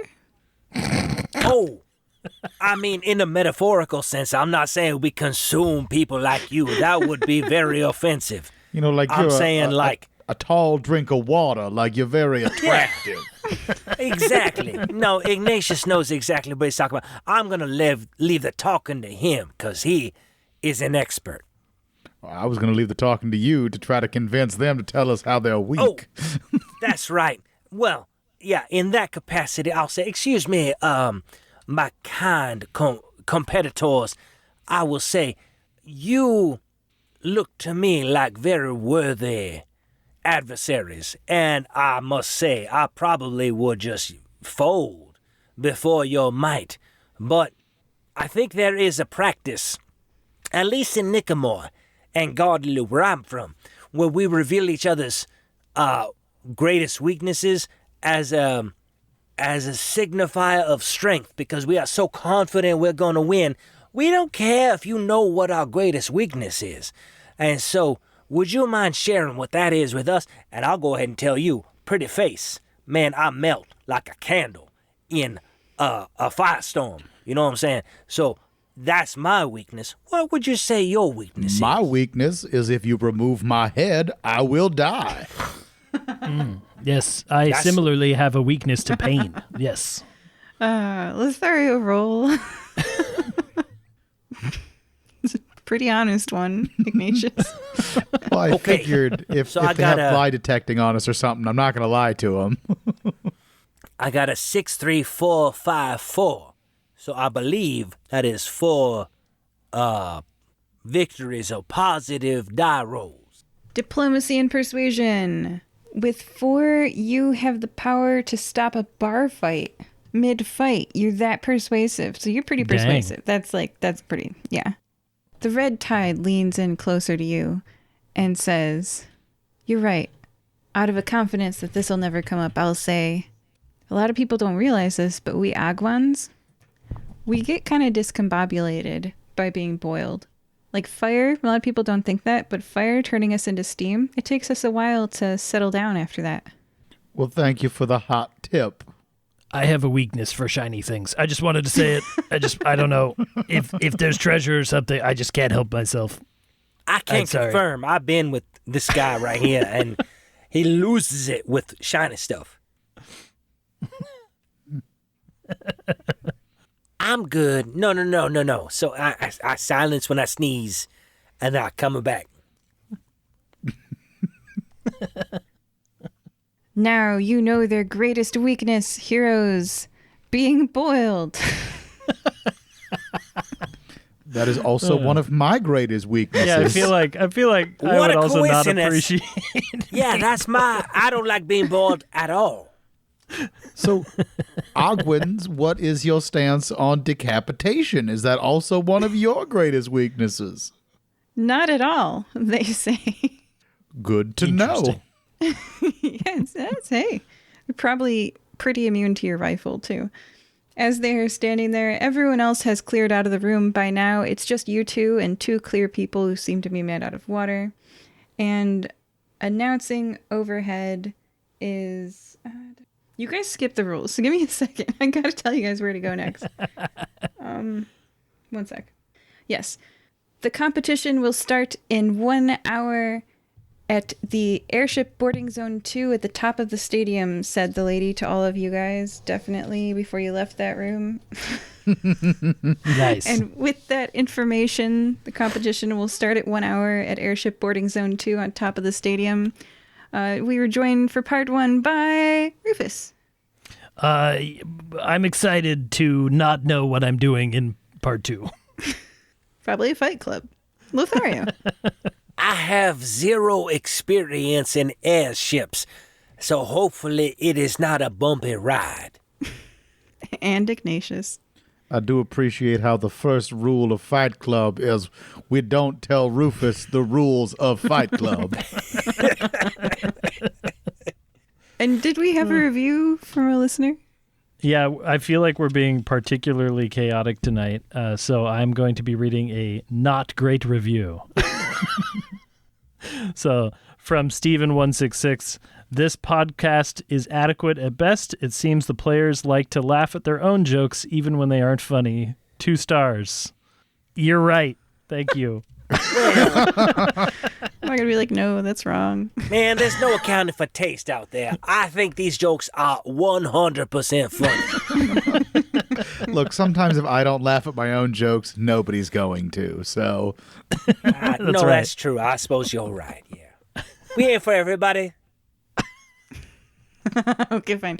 If you disagree, listener, leave us a different review, maybe like a 5-star one on iTunes, and we'll read it on air. Bye. Bye. Bye, everybody. bye. Today's mid-episode shout-out is, quote, "To my amazing father, Ahmed. Your unwavering support and love mean the world to me. You're the best. End quote. You can arrange for us to read your shout-out at firebreathingkittenspodcast.com. Did you know we have paperback, ebook, hardcover, and audiobook adaptations of our adventures on Amazon and Audible? Is there an episode of Fire Breathing Kittens that would make someone you know smile? Telling them about it would help us grow. Thank you. Welcome back to Fire Breathing Kittens, an actual play podcast. An actual play LURPS podcast this episode. We are joined again by Ignatious. I'm ready to kick some butt. Lothario. I am also prepared to kick some butt. And Rufus. I'm just worried that the butts we kick are made of water, and I don't know that we're going to get a lot of purchase. That's all. Yeah, it's possible. Everyone roll a d6. Oh, Dang. I got a 5. I'll hold up a piece of paper so that you can see I wrote something down. I can't see it We at can't all. see it. But It I got never a works. 6. I know, I'm going to reveal it when I... Oh, okay. Oh, okay. Sorry. Okay. I got a 1. All right. So who's the closest to this number? It's Me. the only thing you can 4. see. Rufus. It's Rufus. Yeah. What happened last time? Earlier, we found ourselves in the guild hall, and there was information about the upcoming tournament, a fighting tournament, an annual one that apparently happens every year. Lothario knew all about it. We were learning as we went. We made our way with Xavier Tin Man, a reformed robot, or reforming, at least, robot type person. And we made our way to the tournament grounds. They are in the Nicomoy Bay, and the floor is creepy, weird, solid magic that no one trusted. We made our way in. We went to the restroom for reasons I'm not aware of. We trimmed our beards. Well, Lothario did. And then we made our way to the temples where we met with Barry Barnum, and he had a moment of retribution for torturing poor Xavier for years. Gave him a pouch with lots of gold and a treasure map, which I am excited about, and some spells and potions. We made our way to the sign-up. We made our way into the locker room, and I think we made friends with Felicia Fairwind and Eric Hightide. I'm not sure. We tried to get them to tell them our weaknesses, or their weaknesses. And here we are now. We're ready for this tournament, and it's going to be quite exciting. And if Rufus could remove his headphones, I'll tell the audience what the rules are, or I'll have Lothario and Ignatius do that. Okay. What are the rules? Okay. So, number 1, the entry fee is 1,000 gold plus 1 diamond worth at least 300 gold, which will be returned to you if not consumed. So, basically, that's what it costs to revive you. So if you die in the tournament, they use that diamond to revive you. But if you don't die, you get it back. So that's pretty cool. Then up to that, they say up to 1,000 entrants may enter. That seems like an excess. The odds are not with us, I'll say. Winner take all, 1 million gold. Last one standing on top gets everything. So we need to be on top. And then you can agree to split it evenly. Like if there are 3 or 4 or 50 of us, we can split it evenly. And then being dead or unconscious means you have agreed to 0. So do not fall unconscious. Do not die. Don't die is good advice. Everyone got those rules? Who has their headphones on? Yes. All right, I'll leave them back in. All right. Rufus, I think you good. Oh, I'm always You will good. implicitly understand the rules just by your nature, I think. Wonderful. I can't hear you because you're muted. There's a mute sign on. There we go. I'm back. Welcome back. Yeah. I hope we didn't learn anything too important. That's all I have to say. You'll catch up. It's fine. Wonderful. I mean, the rules of Fight Club really aren't that complicated. Don't get beat up. Don't die. I think that's implied. That's fair. I can do one of those really well. Well, I mean, I've been successful so far in not dying in my life. You got a good streak going, Ignatius. Let's keep it going. Do you guys suppose that we actually have to worry about getting boiled? Like, that's pretty crazy. Like, I know they're water people. We could boil them, but, like, do we need to worry about it? Are they going to be boiling us out there? Well, I think since we have a solid component associated with our flesh, it's more of a burning we need to be worried about more than a boiling. Well, we are like 70% water, so like I think it's a great mixture of boiling and burning. Fair, But yeah. there's much easier ways to kill us than boiling us. Like I said, decapitation, for instance. Yeah, they weren't afraid of that at Defenestration all. from a high enough area. Avoid windows, y'all. All right. Do we have an hour, think- right? We're making our way to the launch pad or the transport airship. pad. Yeah. Yeah, that's right. Okay. All right. You're going right to it. I mean, is there anything else in this room that calls our attention? Because isn't it just a waiting room? This is a waiting room. Yes. Oh, actually, before we get on the airship, I would like to cast a spell on our group. So, I have proficiency in the group of spells known as divination and prediction. And one of those spells is called fortune. And so it's a buff that I would like to put on all of my compatriots. And so I get to roll, I suppose. And what it does is if anybody rolls a 1 on a skill check, it's automatically considered a 6. So it's like a pass. So I would like to do that on my man Rufus, my man Ignatius, and my new man Xavier, plus myself. So that's 4 people right there. Okay. Are you casting it at level 1? Well, see, that's the thing. I know I've watched this fighting tournament in the past, and it does not take very long. It's very fast action. And so level 1 lasts, I believe, that lasts a minute? Or until a skill check is performed. So the first skill check exhausts it. Okay. Unless you upcast it, and then each level upcast increases the number of consecutive skill checks by +1. So if you cast it at level 2, they'll get 2 uses of this, like 2 skill checks. But You it's know still- what? I'm going to go crazy and cast level 3. Whoa. Okay, so I should point out the way that miscasting in LURPS works is you take the intended level of 3 minus the number of successes, which could be 0. And 3 minus 0 is 3, and that's a 3rd level miscast. And I just want you to read 2 example miscasts from the 3rd level miscast. It's on page 77. Okay, let me go to that page real quick. Okay, level 3 miscast. There are 6 options. I could Just take 2. 3 times. Oh. Yeah, just read 2 of them. I don't want to All hear right. all 6 okay. will be My all day. dominant arm goes numb and useless. Most skill checks gain a +2 to their DC, so that makes everything more difficult. Yeah, instead of a another 4 one. to pass, it would take a 6 to pass. I don't want that. So, another one is something valuable breaks like a sword or piece of armor. It turns to dust. Mundane items personal to the caster are targeted first. That would be my very special silver cigarette case given to me by my Grandma D. I do not want that to break, and I would be very unhappy if it did. So that's So- what's at stake, everybody. A level is at 3 stake. miscast. But the odds are low. I hope. Let's see what. I do want to buff my team. You know what I'm saying? I know. I just, I like to lay out all the possible consequences of this gamble. Ooh. You would I have to appreciate fail. You would have to fail, or you have to succeed 3 times. Is that the idea, right? With this spell, per spell. Yeah. So you're rolling the number of dice that you have, which is how many dice? Probably 6. Hold on.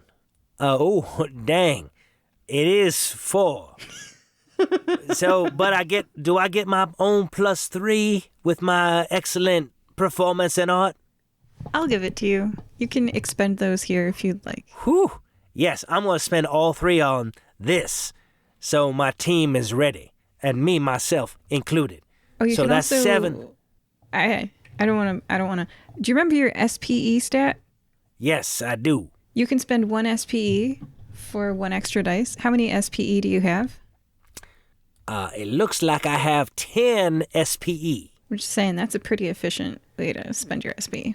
You know, I agree. So, instead of those 3 bonus dice that I gave myself earlier, I'm going to spend 3 SPE. Is that cool? No. So the table on page 7 Oh. of SPE, they don't 1 for 1. On page 7, you'll see that if you spend 3 SPE, you'll get 2 bonus combat action dice. Oh, those aren't spells. Gosh darn it. That's okay. I'm glad we're clarifying this for the listener, because they may be playing LURPS right now, and they would be confused. So what I'll do is I'll use my 3 dice that I granted to everybody earlier. You're going to have to spend your SPE to upcast it. That's what it is. Or mana? How does it... Wait, upcasting. Upcasting. We're learning, guys. Spell levels and upcasting. Yeah, okay, so you spend more mana cost to upcast. You don't spend SPE. So to cast it at level 3, your mana cost is going to be 6. That's table's cool. on page 54. I got 15 mana, so 6 is a great investment. You're spending like half of, or like a third of your mana overall on the spell. Wow. But think about this, though. This is going to help. 3 skill checks. 3 skill checks Skill for checks everybody. that are not combat rolls, and we are worried now about combat. I would say your singing this morning has granted us many a skill check in the future. I would say save that mana to maybe boil some water people later. I'm not a combat man. I'm a support man. So what I'll do is I'll compromise with you, and I'll do 2. I'll upcast it to level 2, and then we'll go from there. So, is that okay? I mean, you spend your resources how you want. I was just suggesting that I don't know how many skill checks we're going to be doing when I'm shooting people with a gun. Yeah, Ignatius, you should know that his magic is entirely non-damaging. Oh, okay. I love too many people. It's just if there's a fault, I don't know. I'm too ethical and too loving. You know what I'm saying? So I'm sorry. That's just what it's going to be. That's fair. We balance each other out into one normal person. Yeah, wanton violence on your end and absolute forgiveness and love on my end. So somewhere in the middle, I think, is probably Rufus. I'm adjacent. I'm off to the side, I think. So here's what's going to happen. I'm going to roll 4 dice for my divination spell plus 2 because I'm upcasting. Or I'm going to use 2 dice to help me along. Which, So I'm going to roll wait, 6. the extra I'm dice waiting. from your thing earlier? Yeah. Okay. Yeah. 2 of the 3 Okay. I'm going to use. Yeah. Okay. Okay, So- so you're rolling 6 dice, and you're trying to get at least how many successes? 2, right? If you're doing that's a level gr- 2, Level 2, I believe, is 2, right? I think so. This I is got a a s- good time to look up that reroll thing. There's something about when you roll a 6. Okay. So Do you fortune. reroll anything that's only for armor expert? You can reroll failed dice when you roll 6s for armor rolls. That's okay. And I also have a specialty, but that's not applicable here.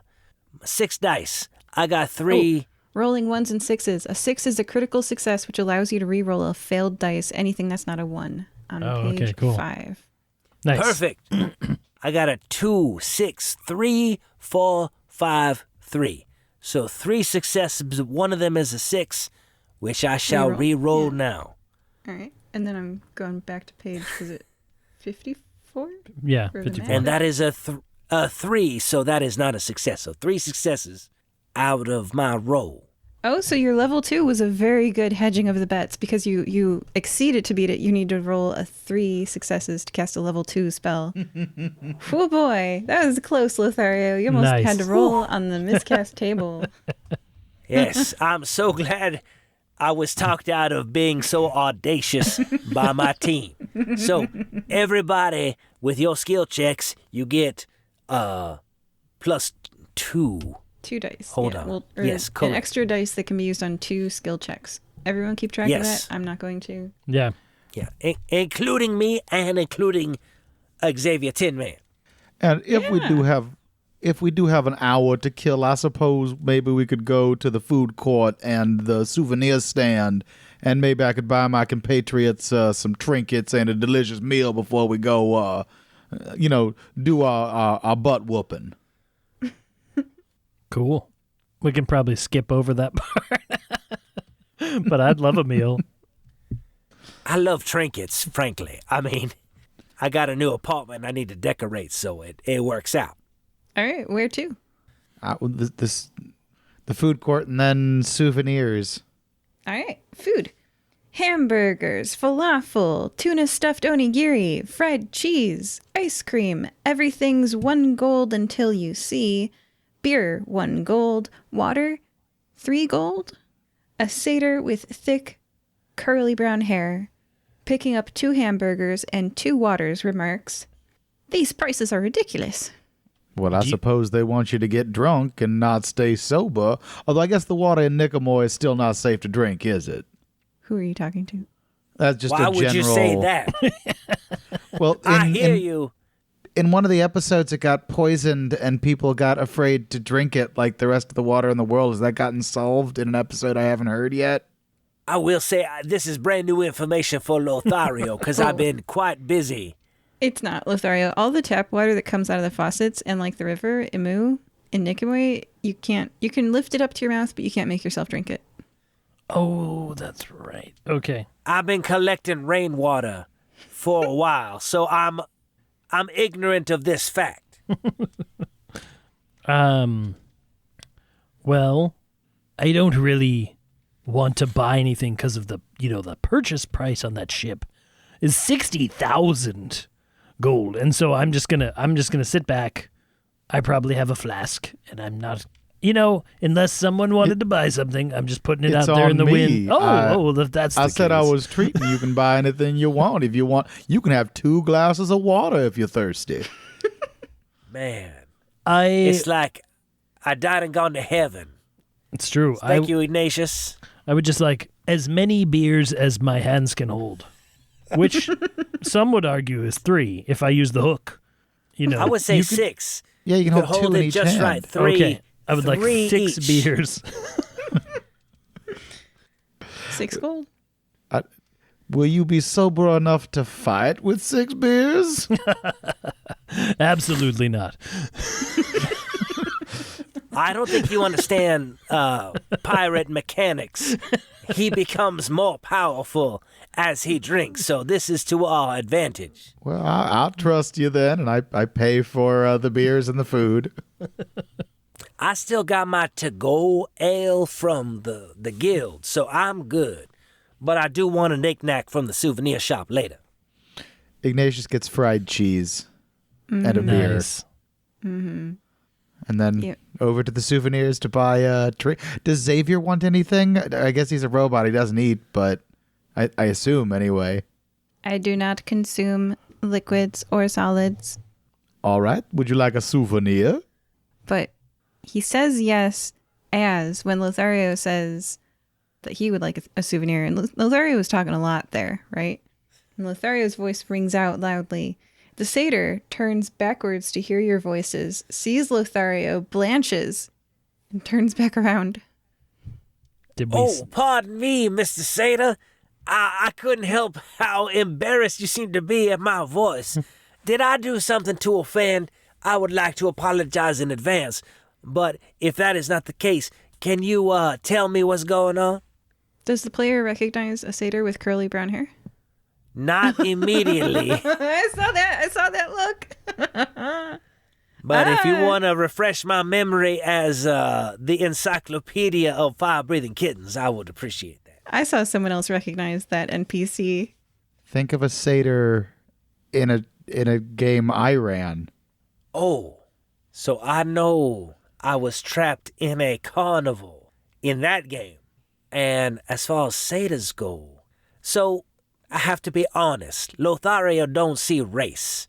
He's very colorblind isn't the right term, but race blind. So he's just another man that he can interact with, a fellow traveler in this world. And I will go to him and say, "Hey, don't I know you?"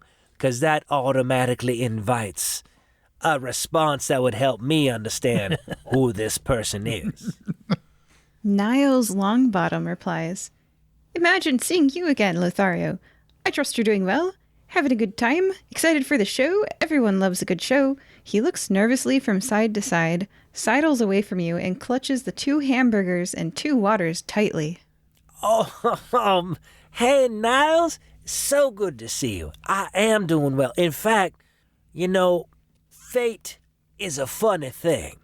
If I was never trapped in that circus, I never would have met the love of my life. And me and Joy, I don't know, I think we're going places. So, I don't have any ill will toward anybody that may have done me wrong, or so they think. So, I'm glad to see you, and I hope you're having a fantastic day. And if there's anything you need, let me know. Surely as the rain does shine, and he's like confused. You're like, that doesn't make sense. And then he like scrambles away. Oh, yeah, take care. To the souvenirs. I was going to say, what kind of trinkets are we talking about? Okay. Imagine if Funko Pop had magic. What would they use it for? Magical mass production has turned this souvenir shop into quite the sight. Oh, by the way, you guys know who Niles Longbottom works for, right? Anyway, so magical mass production has turned this souvenir shop into quite the sight. There are wooden figurines here for every competitor. Imagine if you could produce a figurine so fast, like as fast as people register. The shelves are numbered from 1 to 1,000. Oh!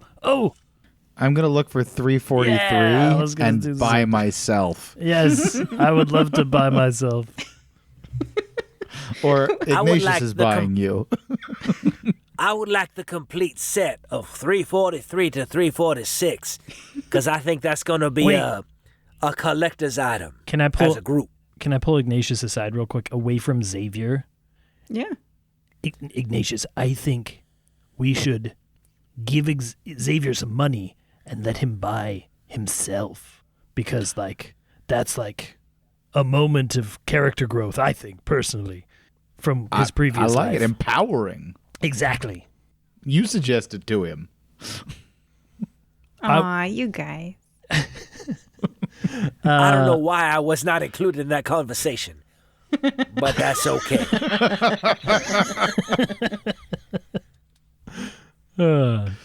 All right, I would like to give Ignatius's money to Xavier to buy himself for Xavier has his own money. Purposes. He was handed Oh, you're right. Oh, that's way I will better. offer to pay for it, but if he wants to buy he should it use himself, his own money. That's genius. Aw, so all of you walk towards the 300s with this super wholesome plan and walk down the aisle of the shop. There's a blonde 110-pound elf facing the figurines, perusing them, her back towards you. Is she's just perusing? She's not the checkout person? Nah, she's not wearing a uniform or anything. Okay. She's wearing a green raiment. I feel like this. Hey, baby, what is it that you are looking for? Because I don't work here, but I am known to be helpful. She turns around and Lothario! Wood clinks together as she hides something behind her back. Oh, does this happen to be Joy? It happens to be Joy. Oh, well, the biggest smile appears on my face, and I say, "Hey, fellas, this is Joy.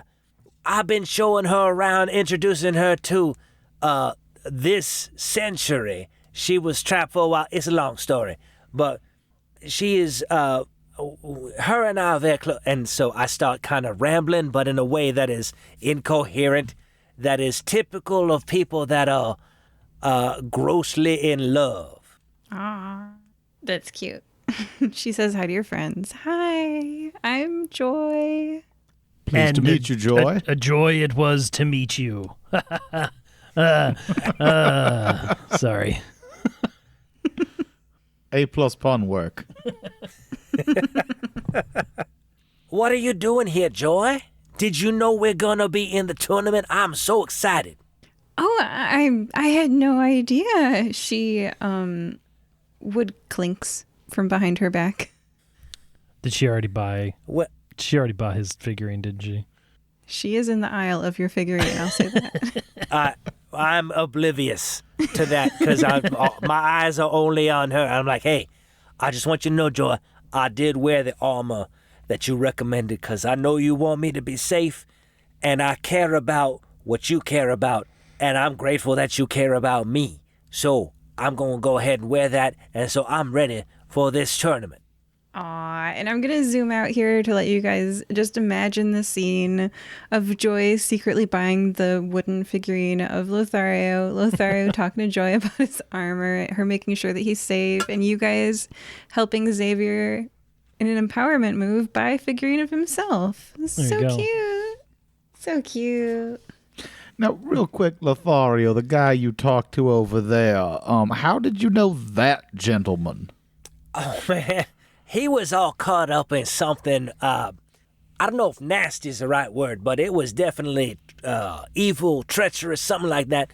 So he was running, helping, or he was the assistant of Mr. Greenleaf, who was trying to help run a circus that trapped people, and I was trapped too.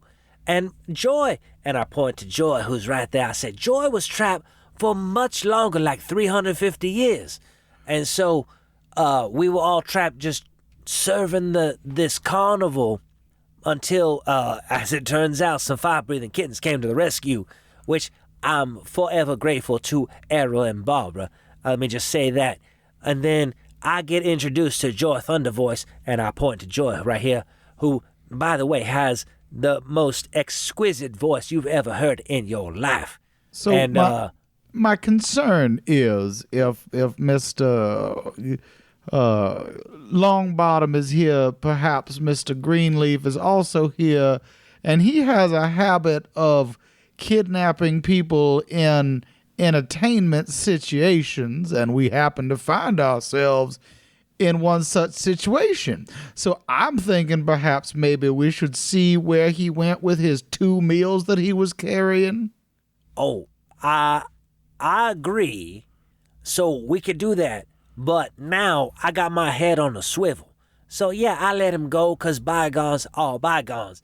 But if he's going to do something crazy like he did before, I'm ready to take him down. And I hope you have my back because I know as a fire-breathing kid, we are a team and we will take him down.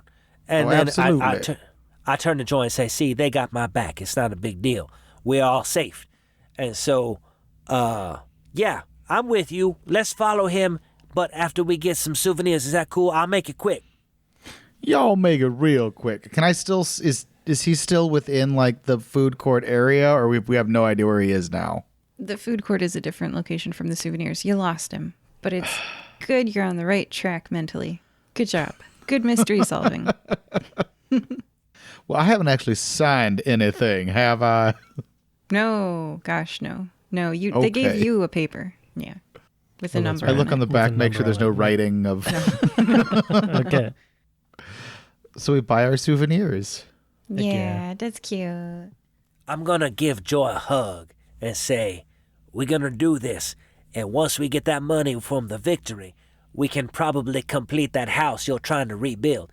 And then I turn to my teammates and say, see, she's been out of pocket for 350 years, and her family home has turned to ruin, and we're trying to rebuild it, and that's what we've been doing for a while. But this will help finalize things, and I'll be very excited to help her.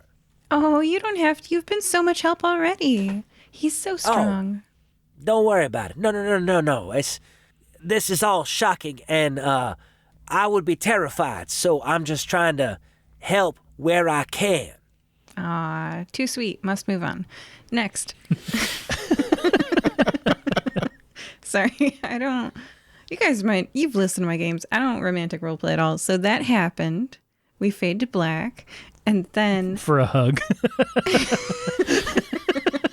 Too much. So, next up. What are you doing next? Is it been about an hour, would you say? Yeah. Okay. It's been like an hour. That was a long hug. All right. So. Worth every minute, baby. So I had an idea. I don't know if this will work. I'm just going to run it by you before we all go up to the airship. What if one of us sat in the audience and shot them from over there rather than like being in the arena, sort of like how you were talking about somebody dropping things from above. What if we shot them from outside? Or would you rather all just be all together? Because I'm gonna be honest with you, gentlemen. If somebody closes distance with me, that's all she wrote. I'm done. I think we should all be together. I think the last time it worked sort of out of sheer luck. So I don't know if we should bank on that as being like a great prior strategy. experience. Yeah. Also, can we like swing by the food court and like peek for Mr. Longbottom? There's just not enough time. I don't even know if we're going to have enough time to do the Fight Club. Yeah. Then don't let's worry. get on you up there. You fully did all the stuffs. Heck yeah. Thumbs up. Let's make it up there. Yeah. Yeah, this is like when you're exploring a dungeon in a video game and you see that all the squares on the map have gone away. You know, you got all the treasure chests. Yeah, you did. So like the like 15-minute bathroom side adventure, that was pretty important though, right? So important. All right. Unless we can't get to the end and then maybe we'll make it. We're going to get up there. Let's do it. It's fine. All right. So you guys go to Airship Boarding Zone 2? Yep. All right. That's where we're supposed to go. Yeah. Overhead, a magically amplified voice announces, Contestants, proceed to Airship Boarding Zone 2. Signs all around the stadium point to a stairwell labeled to Airship Boarding Zone 2. Perfect. All right. You emerge from the stairwell to a windy platform high above the stands, full of audience. You know, high above those stands full of audience. And the center competition area. They look small from here. And they're filled with a magical fog. Immediately, Ignatious realizes you can't see into it. So sniping people from outside wouldn't have worked. All right. I'm glad I didn't try then. Ah. An airship, imagine the Flying Dutchman, a wood and sails galleon ship, awaits you. Do you board the gangway? You'd have trouble stopping me from boarding the gangway. I'm first in line running up. Is there another way onto the ship, or is the gangway the only way? If you're a bird like Cal, you can just fly up. Okay, so I'm going to walk up then. Okay, the gangplank. I'm going to follow my team, yeah. Okay. Hundreds of other contestants also board. With a lurch, the ship rises into the air. It soars over the stadium, over the stands filled with audience members, over the fog. The airship sails in circles inside the arena. The amplified announcer voice speaks again. Arg, mateys! This year's tournament is a free-for-all. You can fight individually or in a team, you decide. It doesn't end until whoever is at the top agrees to split the 1 million gold. Unconsciousness or death means you've agreed to receive 0. I'm going to read that again for you guys, but in not accented voice. It doesn't end until whoever is at the top agrees to split the 1 million gold. Unconsciousness and death means you've agreed to 0. So do the people on the ground have to agree to it too? Like if somebody beats us up top and says, I want to split it with everybody, can I say no? Or amongst the people at the top. Ah. Okay. Amongst the people, whoever is at the top has to agree on the splitting. All right. Number 1, get to the top. Number 2, we'll figure it out then. I think that's a good plan. So are we agreeing that we're fighting on a team? Because we could. I know that Ignatius's weakness is decapitation, so I'm, you guys do want to fight on a team though, right? I just wanted to make sure. I bought your ticket. I assume we're on the same team. Look, I know you've had 6 beers, but calm down. Those are the bad guys over there. All right. What is, when you say the top, what are we talking about? Can we not see it? We have to get in there first. The airship circles the fog. All right. Can we just jump in? Describe what you do, and I'll describe what happens. I'm going Hold on. to... What? Before you do that, let's not go crazy. I'm All going to right. cast... So, He's so excited. knowing He wants that... to jump to his doom. Are you sure you don't want to Yeah, stop? no. I know. So Rufus is 6 beers deep. So I know he's about to do some crazy stuff. So what I'm going to do is I'm going to cast Mind Link on him. And the way the spell is described is as follows. Yourself and another entity have their thoughts linked. We can share information, emotions, shared vision, and other sensations, as well as share an imagined space if need be. So, I'm going to go ahead and cast that spell on him. So when he jumps, I can know it is safe or not. Like if I hear just yelling like, I'm dying, I will not jump. Yeah? Now, real quick, before he jumps, have we been told it's time to start yet? Because I'm You have guessing not. the fog is going to clear up and we don't have to risk jumping out of an airship, which we can safely assume is in the air. Basically, Rufus, I don't want you to kill yourself. So anyway, about MindLink. MindLink is on page 71. And it is. Are you casting it at first level? That is correct. Yes, ma'am. That means 1 hour. Okay. Roll your dice. Let's see if you get at least 2 successes. I did get 2 successes, but just, so I got a 5, 1, 5, 3. Okay. That's So, 2 two. successes. The 5 and the 5. Okay. Yeah, that sounds great. And you guys are mind linked. You can share information, emotions, vision, sensations. Okay. Rufus, walk the plank. Yeah, so what you hear in your mind's link is me Ignatius going... is like, no. Yeah, is Can I Rufus kind of going... fast talk him out of it? Here's the thing is, hey guys, don't worry about it. And I leap off the ship. Woo! However, I'm going to cast a spell when I do this. Yay. We didn't tell you, Ignatius. Rufus has magic.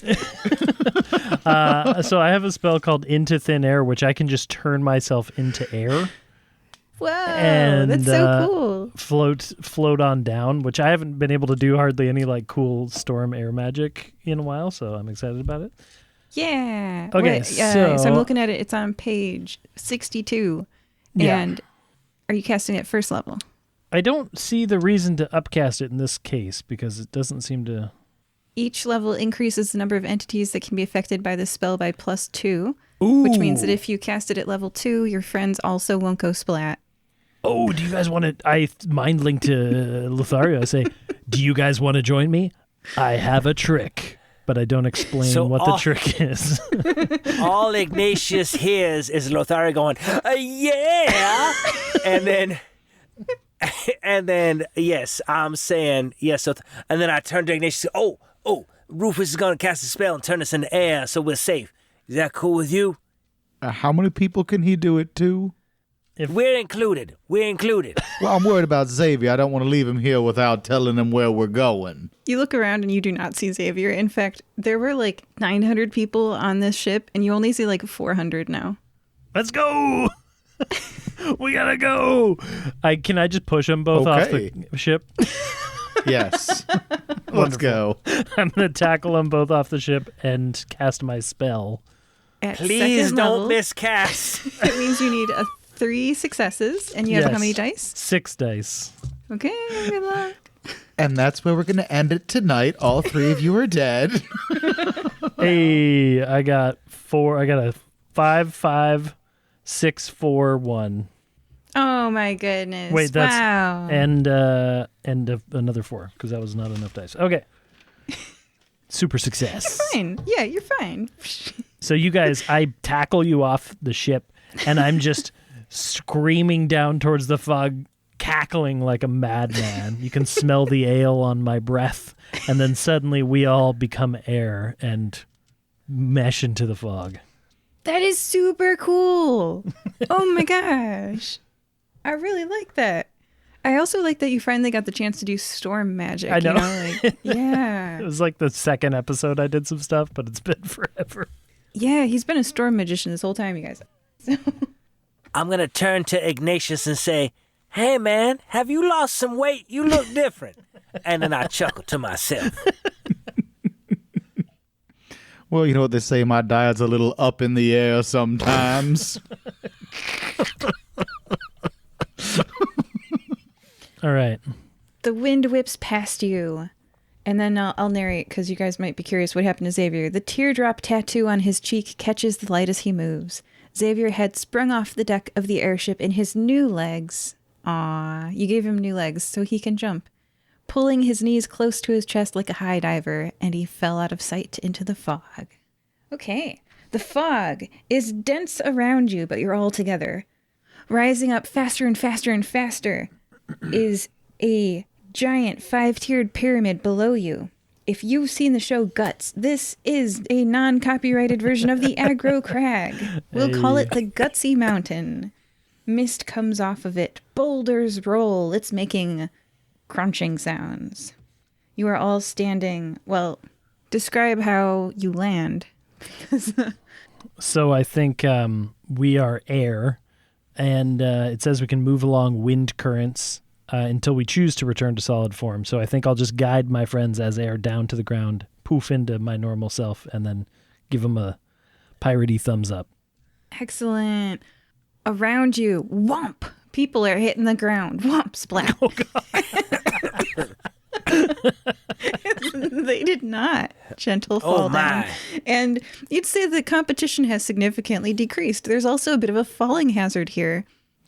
I'm going to stay as air, so they'll go right through me. Oh, that was a good call. All right, but you can only move along the natural air wind currents. Yeah, that's true. I'll just draft behind Rufus. You're like semi-truck drafting? Yeah. What I'll do is I'll lift my fancy hat, my maroon hat, and I will invite Ignatious to come under my hat, but he can leave at any time. I will move along like a fart in the breeze, right under that hat. Title idea. No, I'm kidding. Don't do that. Please don't do that. There are... And I will... Oh, go ahead. Yeah. Okay. All right. You are all standing at approximately the very far distance in LURPS. The way LURPS works is it's quantum. If you guys have ever studied quantum physics, exactly the same. I know you're all very familiar with that. So there's bands, and nothing exists between the bands. So you are at the very far band. And if you move, you would be in a different band. So that's how movement works. And there's like 5 bands. Yeah. You're all standing at approximately the LURPS very far distance away from the aggro crag from Guts. There are rocks rolling down it. There is fog coming off it. It's making spooky sounds. There are fellow competitors all around you. As the priests and clerics and paladins take away the revived competitors through a tunnel system, which is very convenient and which I won't mention much more. Basically, those people who splatted, you know, the priests come out, they do some priesty hoogity-boogity, and the people are alive, and then they get disqualified because they died, and they get dragged down into the tunnels. They'll be in the stands later. The others around you stand up and dust themselves off. One of them starts to confront you. This is a clear person made out of water. Their water is shaped like a tricorn hat, a thick wool outer coat, and breeches. They come up to you and poke you in the chest because you realize that half of them is on you. Lothario, you landed on them, and yeah. And they poke you in the chest, and they go, "Hey!" And they withdraw some of the water from their poke. I say, "Oh, I'm sorry. I was air just a minute ago, and I am totally not used to that. So, now that I'm solid again, how can I make this right?" You can, and their voices drowned out. Bong, bong, bong. I think we should run. Lothario, try drinking him. I'm afraid of what that will do to my insides. That sounds like more of a Rufus task, but the bongs tell me that we need to get the hell out of here and run toward that pyramid. The bongs usually tell me to eat Cheetos. There's a flash of light in the distance. You see there are stands very far away, very, very far away. You're on a lawn. It's grassy. Between you and the stands, a flash of light flashes and then condenses into a wall. This shimmering vertical wall of force. It's getting taller and taller. You realize it's approaching you. It's getting closer and closer. People are screaming as it approaches them. Then their scream is cut off. Mid-scream. And this is behind us towards the stands? Towards the stands. It's coming up on you, and you are still a LURPS distance rating of long from the base of the pyramid as you are running. Okay. We just keep running as fast as possible, I think. I keep my hat on my head, like I put my hand on my hat to keep Ignatius contained as we run. Yes. Eric, sorry. Yeah. So we're in a fight club, correct? And it's last man standing wins. Yes. Well, I guess last man on the... What do they... When they say up, do they mean standing up? Or do they mean, like, is there a platform we're supposed to get on? Yeah, the crag thing is like a mountain, like a Okay, an now arena I'm mountain. following you. Now I'm following you. Okay. There's a 5-tiered pyramid I saw while air, and now that I'm solid, I wish I could fly up there. Perhaps you could fly up there if the currents allow. Let me know if you feel the urge to fly up there, Ignatius. You guys can't fly with that spell. No. You can just... Then I'm going to turn back into a gnome at this point. There's no point in being air anymore. Okay. I collapse to the ground as a gnome appears on my head, between my head and my hat, and I fall down temporarily. Keep in mind, I'm 2.5 feet tall, so that's like having a 2-year-old on your head, so it's not super heavy. Well, I will say the difference between air and a 2-year-old on my head is significant. That's fair. So it's a temporary fall. It's not permanent. It's like, oh my goodness, there is a person on my head. And then I get back up once you have made your way to the ground. All right. We run. Yeah, behind you, you rush past a water person who is collecting their water. They are gathering their water to them. Hey, I wasn't finished with you, they say to you, and the wall hits them. Electricity zaps all over them. They go zzz, like a stun gun, fall down and twitch. Just to let you know, that's the general, that's what the wall does. All right. Okay. So don't touch the wall. Keep moving. And then I will let you know that you see someone throw a spear at the wall, and it disintegrates. The spear disintegrates? Yeah, your weapons are in mortal peril. All right. Okay. Do you guys know about the dash action in LURPS? Not intimately, no. What can I do on my turn? Page 94. It's the run action. It's the very last thing on the page. Aha. Oh, okay. And you can spend SPE, which stands for speed and special, on page 7 to move further. I would like to do that as much as possible toward the wall and away from that electric death trap. Yeah, agreed. Yeah, I'm on board with that. So if we're at long, how many? We have 4 more tiers to go? Yeah, Or- so another of my criticisms for the LURPS, I really like LURPS, which is why I've delved into it enough to have this criticism. So it's both a compliment and a criticism. But their ranges are in bands, like their distances are in bands, and their bonus movement on page 7 doesn't really make a lot of sense to me.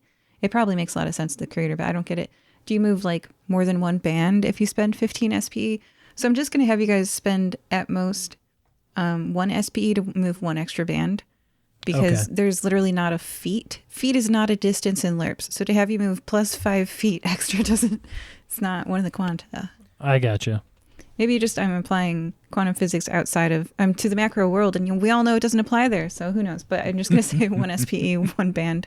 And then the run action is, what's that? You may move an additional range increment. Yeah, so if you guys want to move from long to medium to, I'll give it to you if you do run and SPE each. Let's do it. So we need That a works for minus me. 1 SPE each. Mm-hmm. Okay. Well, I'm using it.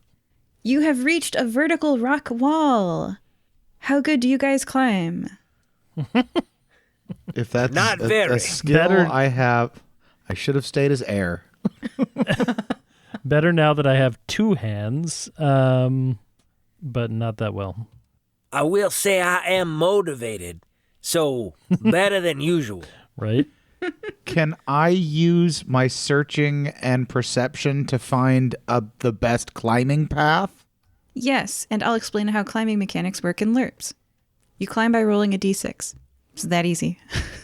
There's no modifiers added to it. In D&D, you like add strength or whatever, blah, blah. Yeah. Just roll a d6 in LURPS. 4, 5, and 6 passes. Less than that, and your movement speed is half. And could we use the dice that Lothario gave us in this case then? Yeah, and that's Okay. why support classes are super useful in LURPS. All right. So if you want to use your perception you were saying to try to find the best path, I'll make it a DC of 3 instead of 4 if you pass that roll. I will say also, I'll make it a difficulty of 3. You need 3 successes to lower your DC by 1.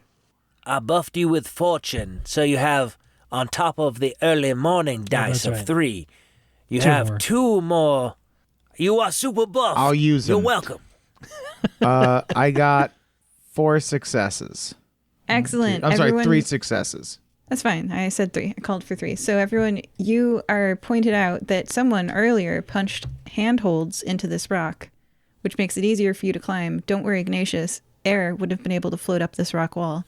You're all good. And everyone go ahead and make your climbing check. DC of 3 because Ignatius lowered it. I got a 4.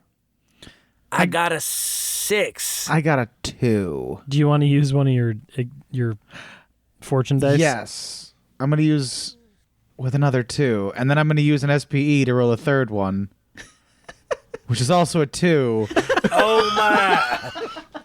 You think that's random, but I'm going to use 2 more. All right. I'm going to do it one more time. All right. That one's a 6. All right. How much of your dice did you use up?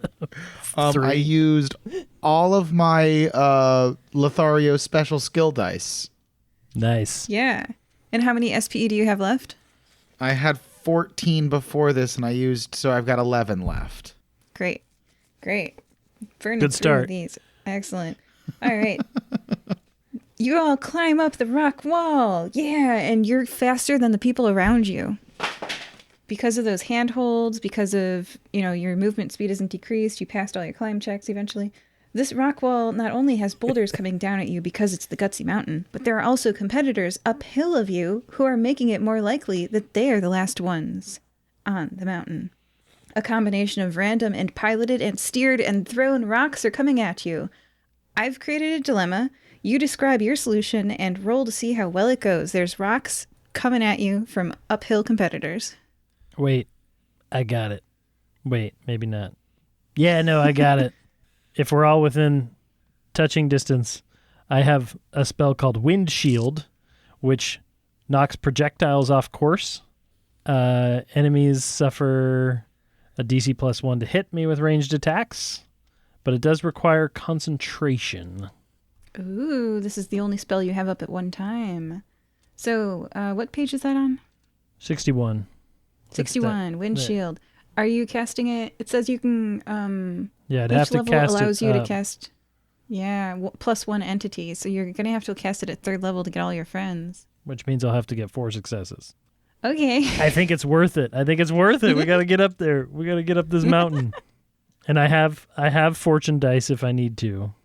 Yeah. Yeah, okay. let's see it. I'm doing it. I'm going to cast Windshield on my team. 4, 4, 5, 1, 1, 2. I'm going to have to use 1 fortune dice. Maybe I'll use 2. I'm going to use 2. Okay, I got a 6. That's 4 Woo! successes.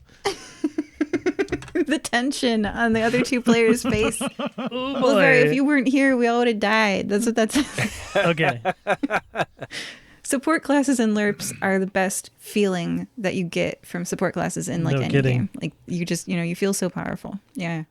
All right, Okay, so a describe your windshield. windshield. Yeah, I'm still just having a grand old time, and I coalesce some of the fog that was around us into a barrier in front of us, and I actually, you know what? I just got a funny image. I burp out really gross ale burps, and that forms the windshield in front of us, and it smells awful.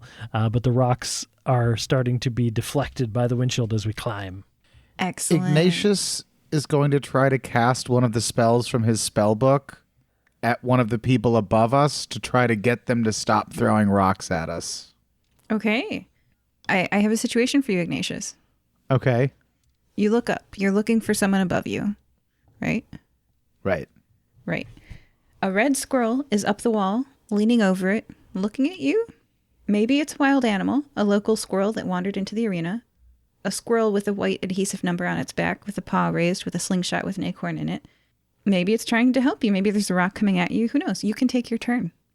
First thing I'm going to do is sense motive to see if it's shooting at me or at someone else. A use of skill. What page is that on? I don't know. I've just got it on just my read it, yeah. on my character sheet. Sense motive is skill allows you to learn more about how other people think, such as when they're lying or telling the truth. It can help you read a room. In the descriptions, it's on a 1, know for merchants trying to scam you, tell if someone's being influenced by magic, tell if someone's lying through a mission, see through someone's poker face. But I figured I could kind of also, like, is that squirrel shooting that acorn at me, or is he shooting it at the... Where is his anger directed? Yeah, let's see your sense motive. Page 30, by the way, for all the listeners who are following along with the rulebook. 3. There's the successes. All of them are successes. Nice. You see right through that squirrel's poker face. It is aiming at you.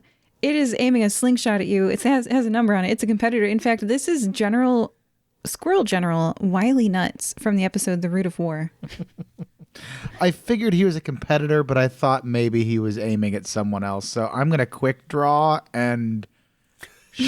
How close is he? It doesn't matter because your quick draw has like so much range. Okay, well, I'm going to quick draw and shoot him. The squirrel falls off the rock wall because you see it's got to hold on. So even if it didn't take lethal damage, it's no longer aiming at you. Wonderful. There we Perfect. All 3 of you scramble up to the top of the wall. Yay! You hear bong, bong, bong. The shimmery white wall reaches the top of the wall, the rock wall. So the white light wall lies horizontal level with the top of the rock wall, which is the expanse of the next level. It's a periodically tightening noose. That sounds frightening. Well, I say, let's keep climbing. Yep. The only way up is up. Looking around you, you're in a flat place. There are boulders every now and then, so you can't see completely to the next level, but you do see a vertical wall rising in the distance. I am going to take a moment to reload my gun, since that takes a full action, before I go on. Okay, I don't think that interrupts your movement, but it means you're not running. Okay. What are the speeds of Rufus and Lothario? Are you running? I might as well run. I don't see why not. I am running my butt off. Yeah. Carry me. Okay. If that is a speed. And actually, I would like to. I'm going to use an SPE. I want to go a little further than everybody else because if I could like get ahead, I could maybe like blast some people backwards. All right, I hear you. To the least cautious person, I say. Oh, you were talking about the arena. This is perfect. All right. Rufus is in the lead, then Lothario, and Ignatius is falling back as he reloads his gun. Rufus, do you remember a 6'2", 200-pound gladiator in his late 20s or early 30s with dark brown hair, rich brown skin, gold eyes, and leather fighting garb that reminded you kind of Homelander from The Boys? Yeah, I don't. He had a pretty interesting name. I don't remember his name, but yes, we battled once upon a time. Thueben Alafea. That's right. Thueben. Okay. He was waiting behind a boulder in a very course he was. unsportsmanship demonstration. He was... now, this is mechanically a trap in LURPS. From page 37, quote, when asked to resist something such as a trap, you roll 1d6. You must roll equal or higher than the number required to avoid this effect. This is a resistance roll, and this is the meet it to beat it. So please roll 1d6, and if you roll a 4, 5, or 6, you succeed, and if you roll a 1, 2, or 3, you fail this trap of Thueben Alafea standing behind the boulder. He tried to trap me last time. What is? I got a 3. I don't think that succeeds. Oh, that fails.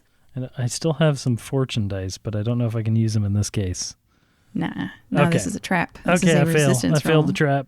Oh. It makes sense. You ran right into him, and he recognized you, and there's a glint in his eye as he goes, Rufus Carbuncle. Or maybe he gets your name slightly wrong because he's a super jerk.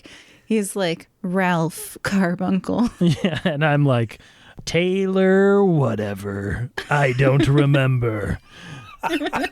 And you take 7 damage and are pushed, and you go flying, and you see that rock was blocking a lava pit. You are in a lava pit. It burns. Escalated quickly. 7 damage from the pushing, which was a bit violent. And then, according to the LURPS rules on page 37, fire deals 2d6 damage. You are in lava, and you will continue to burn. Please take 2d6 from the lava. And let me know how much total damage you took this turn. Should average around 14. It was exactly 14. I just rolled at 7. All right, there we go. That's where we're at, guys. Ouch. That's not great for old Rufus. Man. What does Ralph say? Ralph says, I don't know. Ouch. Lothario, that's what you hear. Ow. Oh, so do I see him flying toward the lava pit and I see Thwabin? Yeah. Yeah, you do. Okay, so I recognize that fool from trying to recruit folks at the camp. And Yeah. I want to go ahead and dish out an insult.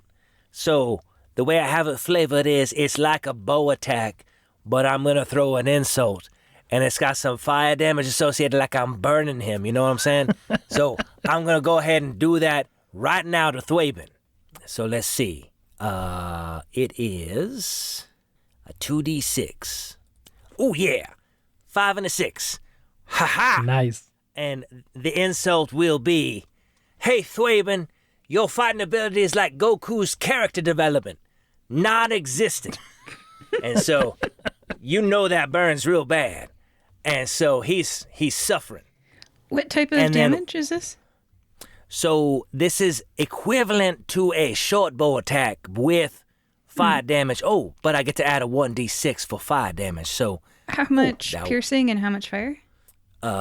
one moment while I look up my character sheet, because I'm not super on top of what I'm doing. Okay, so... No, that's not it. Okay, so it is like a medium. 2d6, 3. So it just says 2d6. I got the number of successes necessary. And then an additional 1d6 fire damage on a hit. Okay, so how much? 2d6 was piercing. How much piercing? 11 plus 5 on the extra d6, so 16. All right. Thwabin doesn't take all 11 piercing damage because of that leather armor. The way armor works in LURPS is that you block 4 points of piercing damage and then make an armor roll for the rest of it. Because piercing is specifically, he's super good at that. So then he roll every dice that passes reduces 1 damage taken. Second one is DC, which is 4. Third one's the damage type against which each dice you roll succeeds. So they auto reduce piercing by 6 because of plate mail, and then have 4 additional anti-crushing damage reduction from the chainmail that I will roll now. And not a Wait, is he wearing leather, plate, or chain? That's a lot of armor this man is wearing. Flavor-wise, it's leather, because that's what Thwabin looks like. But mechanically, it is plate mail plus chain mail. So 11 minus 6 minus 1 took 4 damage from the piercing because of the armor. And then how much flame damage? I think it was 5. Okay, so he goes down from 50 minus 4 minus 5 is 41 hit points. So Went down I don't from know 50 to 41. Okay, I'm cool with that, but I don't know if I can just like shout that insult at him and then at the same time run to help Rufus, because I want to help him. I don't think So you go can ahead run, and check but you that can page move. 94, what you can do on your turn. You can make an attack, cast a spell, reload a weapon, most skill checks. And then the move action, your movement does not count against other actions you do, but most other actions end any further movement you can do. So once you attack, you're done moving. Okay, well then I guess I'm done moving. Yeah, that's what the feats are for. You can do the strafing or whatever with feats, probably. I don't know. Anyway, so sounds good. You attacked Thwabin. Rufus is in a lava pit. Is it my turn? No, it's by distance. So you went first because you're the closest, then Lothario, and then Ignatius. Could I close with Rufus and get him out of the pit in time, or am I far enough away that I can do that? It would be good to do that. Rufus is in a pit of lava. But can I get there this turn? If you run, you can get there this turn, but that ends your actions. Could Rufus or could Lothario get there and help him next turn, or would that also be 2 turns? Lothario can get there and help, and you can help next turn as well. So both of you, if you run there this turn, you can help next turn, and Lothario can help next turn too. Okay, well, I'm going to walk that direction because I'm not going to waste my entire turn to get somewhere that I can't do anything. Sorry, Rufus. Yay, intelligent combat choices. I'm going to use the spell book because I think that would be fun. And I got Purple Glass of Sound. Yeah? Describe that. So mechanically, mechanically it's my rifle, so I have to have 4 successes, and it's 3d6 piercing damage. So what I'm going to say is like a giant bell jar that is purple, made of glass, falls over his head and then makes a super loud piercing ring right in his ears, which is why it's piercing damage. Yeah. All right, and what damage type is your weapon's piercing? Ooh. Piercing, correct. Okay, he's the most immune to piercing. He removes 6. Go ahead and tell me your number. 6, 6, 6, 4, 5, 1. Dang. Is that your to hit? I'm sorry, I missed 1. Another 6. Wow. There's my Yeah, you good probably rolls. hit. Yeah. Because I have a 7 on So gunpowder actually, your and to hit is totally independent of the enemy. It's based on your you have to roll a number of successes based on your weapon. So what's the number that's listed in your weapon on the rifle? It's medium, right? So it's 3? heavy. 4 successes needed. Heavy. So did you get 4? Oh, yeah. Yes. You hit. Okay. And now the damage that you deal is dependent Wait, is that a upon... critical? 1, 2, 3, 4 of my 7 were 6s. That's a critical. That's more than Ooh. half were 6. Oh, is that how criticals are dealt? I forgot Yes, how. if Good more job reading the than rule half book. Yeah. Are 1s, it's a critical failure. More than half of our 6s is max damage. Max damage. Good job reading the rule book. It's 100 pages, you guys. I didn't read that part. So, all right. What's max damage? It was 3d6? 3d6. So 18. Nice. That's 18 damage. All right. Now he negates dang. 6 of that because it's piercing. And then he rolls 4 dice to negate another 2 of that. So that's 8. So it's 10 damage. Goes down to 31 hit points. Ooh. And describe that bell jar. It's a purple bell jar that I pull out the spell book and cast the spell, and it appears over his head and rings really loudly right in his ears, the piercing sound. And then the page that you read bursts into flame. Oh, no. Are there any of those water people nearby I can throw it at? No. Oh, man. So, Rufus, it's your turn. And the wall starts moving again. Can I get out? Yes, I suggest you do that. Can I get out and still do something? No. Lothario, you promised to get me out? When it's my turn, I will definitely help you. You're coming up. But if you can help yourself, that would help us all. I could also, I'm just saying, I also have something I could do to maybe disable this guy. Well, you are currently in a lava pit. That seems to take priority. Yeah, All right. take 2d6 damage, actually. You're in Yeah, lava. I guess I should probably get out. Ooh, I'm definitely getting out. I just took 9 more damage. How much HP do you have left? That would be 18.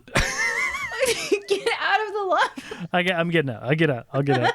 It's going to continue to burn you. The way fire damage works in LURPS is it's going to like fizzle out slowly. You take... Gotta.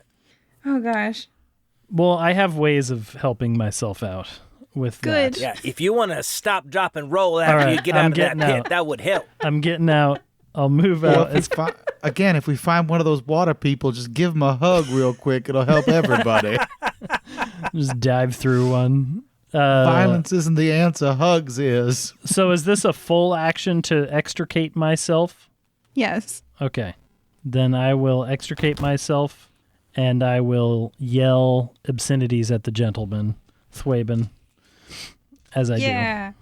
Yeah. You beat him in the arena once. It's going to happen again. Yeah. All right. Well, at least your team will facilitate his defeat. I get out and I am charred, and that is my turn. And to let you know, it's 1d3 next turn, and then it ends. Okay. Lothario. Oh, wait, Thwaben. Yeah, Thwaben.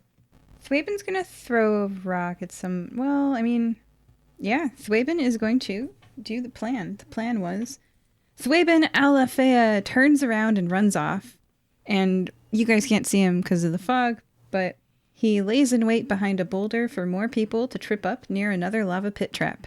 You doubt he has time to lay in wait. The wall, shimmery white overhead, is faster this time. It's faster than it was before. Underestimating the ability of the wall to change speeds, Thwaben Alafea goes zap. Wonderful. So So do we all see this, I assume? Zap. You see him run off, and then the wall encompasses where he was. okay. Okay. Lothario, it's your turn. Okay. I assume the mind link is still working. And all I feel in my mind is a burning sensation all over my body, thanks to Rufus. So, I will encourage Rufus, I'll say, please stop being on fire, and let's get up that wall. And I will head toward the wall, hoping that my encouragement is enough for him to get up that wall. Fair. You are now the person you ran, right? So you're now the person in the lead. Correct. Okay. You are at the base of the wall. If I have time, I'd like to start climbing that wall. Absolutely. Ignatious. I am going to run as fast as I can to that wall as well and start climbing. Great. And Rufus, take a d3 of fire damage as you barely make it to the wall before the... That was only one. Good. Don't die. Okay, you all are climbing, heading upward. You emerge into the next zone.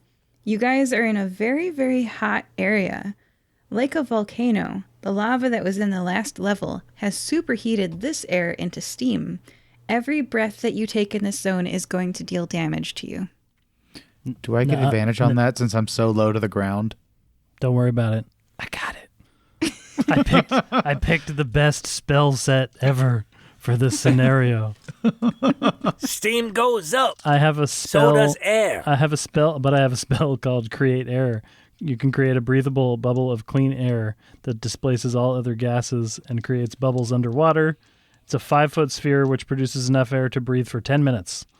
Oh my goodness, that's really good because it was 5 damage per breath. So like 5 damage per turn. So yeah, you got to cast a spell. So let's see. Do you think it's on again? 61. 61? Yeah, I could upcast it to make it 10 feet. 5 feet's a little tight for 3 people. 5 feet is a little tight for 3 people running.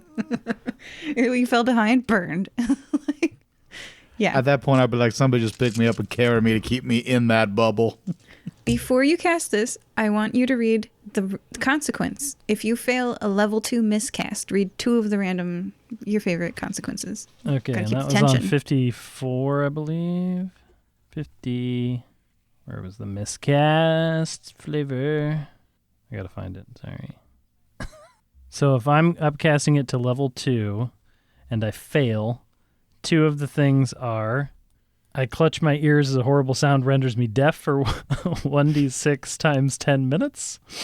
Or another one that could be really, really bad is I collapse asleep for 1 hour per spell level. And it was, quote, very hard to wake me up. Oh, no. But on All that right. topic, I'm definitely doing it. Yeah. All right. 6 dice, create a bubble of air. Beautiful. 6, 6, 4, 5, 1, 2. Woohoo! So we have a 10-foot breathable air, yeah. Yeah, go ahead and describe everyone your reaction to this. You're seeing people's lungs char around you. We can see their lungs. Yeah. You can see them like Oh my goodness. revived and taken through the tunnels because of this zone as you run past.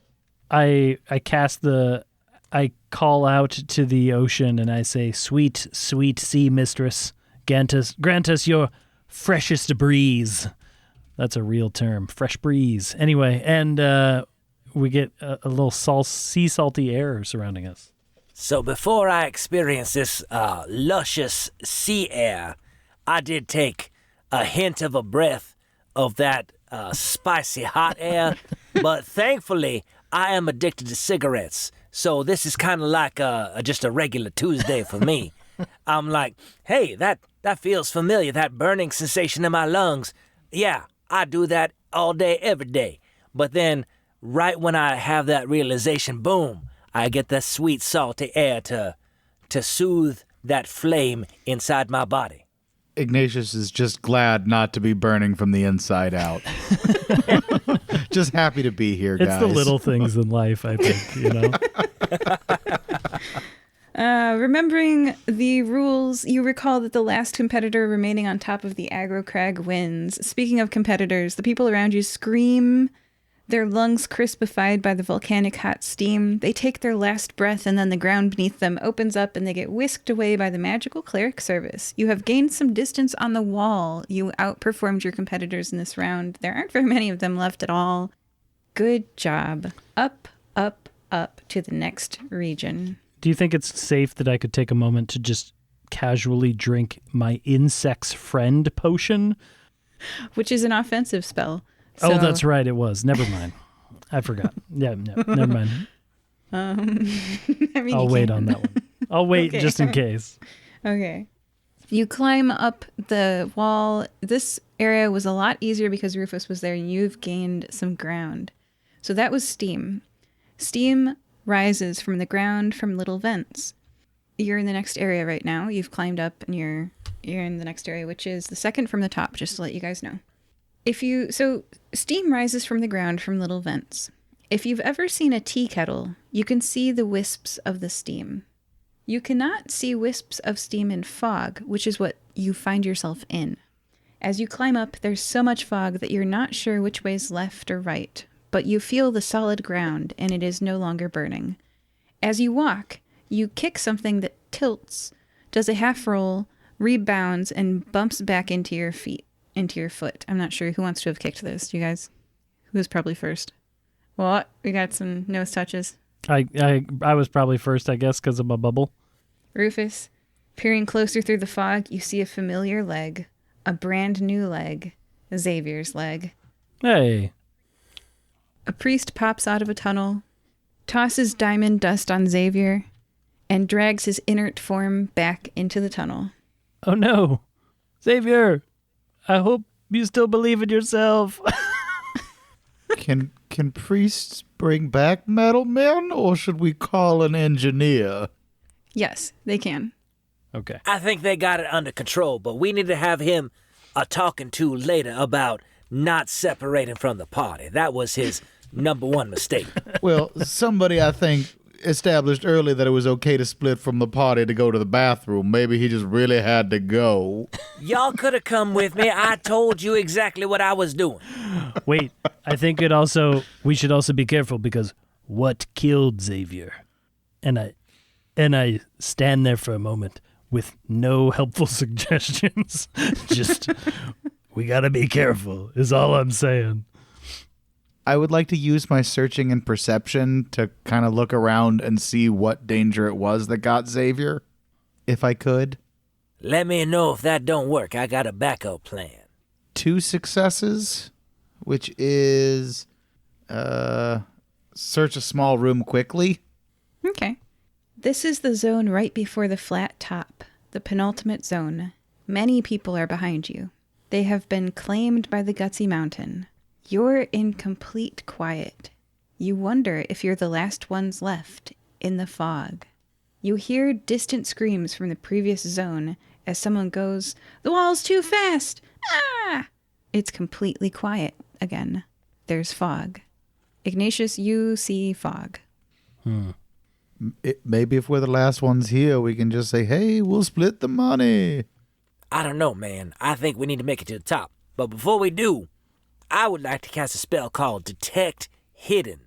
And it says that this spell can be cast upon someone to enable them to see invisible entities and anything specifically made hidden, such as the safe behind the painting. Aside invisibility, any other spell that has concealed something may be may resist being detected, but I don't think this is a spell that is keeping things concealed. I think it is just a fog. So hopefully this spell will allow me to see what's around and what dangers are beset upon us. Okay, and you do know that any spell that has concealed something may resist being detected. So each level that you upcast this each level that you upcast this at increases the difficulty to resist the spell by 1/6. What Correct. level would you like to cast this spell at? I like level 2. Sounds like a safe area. So I'll go ahead and do that. Okay. The miscast table is so fun. It is a real threat. Yeah, it does bring fear to me. So let's see. I have a 4 for divination and prediction, so I will roll 4. Oh, dang. I got a 6, 6, 5, 5. Oh, That's shoot. 4 successes. Yeah, I'm very excited. I can take a picture and send it to you if you like. This is amazing. So 4 successes, so I can see anything that is hidden, and of course they can resist if they choose level 2. Yeah. So the resist DC is only 3, and you don't see anything. Oh, hey, y'all, just to let you know, I cast a spell to see if I could see anything hidden. I don't see anything hidden. That's not to say there's nothing out there. I am still practicing in this family of spellcasting, but I think it's relatively safe for what it's worth. As they were pulling Xavier away, did we notice any, like, he had a dent on his head, or he looked Yeah. partially melted? Yeah. Both of those things? It looked wet on the outside. Yeah. Like he was attacked by an aqua person. Like the fog inside him had condensed and shorted his circuits, and then as he laid there, oozed out. Lothario, can I just say I'm glad you did not, in fact, drink the person that poked you down there. I think it was a wise decision to not consume our competition. Yeah, because you can't fight them when they're inside you. Yes. All right, so you guys are proceeding. You've seen nothing, right? You're going forward in the fog. I think so. Cautiously. Good luck reaching the top. You can't see anything. Oh, do we know which direction the top is? Nope. Aha! Aha! So, I have another spell I'd like to cast. How much mana do you have left? It costs 3 to cast a second level spell. So, I have a total of 15. Yeah. Have you been subtracting the mana you've been spending? Not actively. Let me do some mathematics. Wait, I also have a spell that might help us out here, and I have lots of mana left. Oh, go ahead. I'm going to hand it off to my man, Rufus. I just noticed I have a spell called Purify Air, which specifically says can remove mist and fog. So, Yeah. That's great. yeah, it's a radius, and it says it's permanent, so it just removes it. All right. It's just gone. But at which range do you guys think I should upcast this? Because it's just immediate radius, short, medium, long, or very far as we go up there in spell level. I got 6 dice. It's a long distance between you and the next level. Is this a one-time thing, or does it follow us? It does not follow us. It is a poof of clearance. So we could move and I could keep popping it and we could see, or I could go big, risk the nonsense. Oh, okay, here's what we're going to do. Before we do that, perhaps we should take a minute to see if we can sense our direction from our memory of what this place looked like before we started climbing. Sort of take a second to... Oh, we can't do that? I don't know if we have a second, is my point. I have a spell. I'm going to use my my last spell right here. It's called No Direction, and it says by holding the stick, which I hope is on the ground, or holding my hand in the air. Oh, I can do that. I can know a direction toward the location or entity I specify. I'm going to say, I want to know where the top of the mountain is. And so it'll tell me which direction to go. It'll only take one round. So, but it'll tell us which way to go, and then you can use your fog thing, and then we'll be okay. All right. So I have a 4. I got 2 successes on level 1. So 2, 4, 2, 5. That's good. Oh, wow. Yeah. Okay, yeah, you are lucky in many ways. I love the no direction spell. That's fantastic. Divination prediction, isn't it really useful as a magic school? It's kind of fun. Oh, yeah. The magic in LURPS is my favorite part of it. All right, so yeah, you succeed. You know the direction, and it's sort of like being led by an invisible hand as you're walking through. I communicate that to, Ignatius, but then I got that mind link with Rufus, so he already knows which way we're going. All right. I guess I want to cast Purify Air to make sure there's no other nonsense on our way there. Darn, I was going to attack you. Maybe you can't. I still want to. It was really fun. You still can if you want. But I'm going to cast Purify Air. I'm going to go level 3, I think. Medium radius? Is that crazy? I think it's good. It's going to get us pretty good. I'm going for it. Go big. Go big. Miscast. Yes. I did not miscast. I got exactly 4 successes and then 2 ones.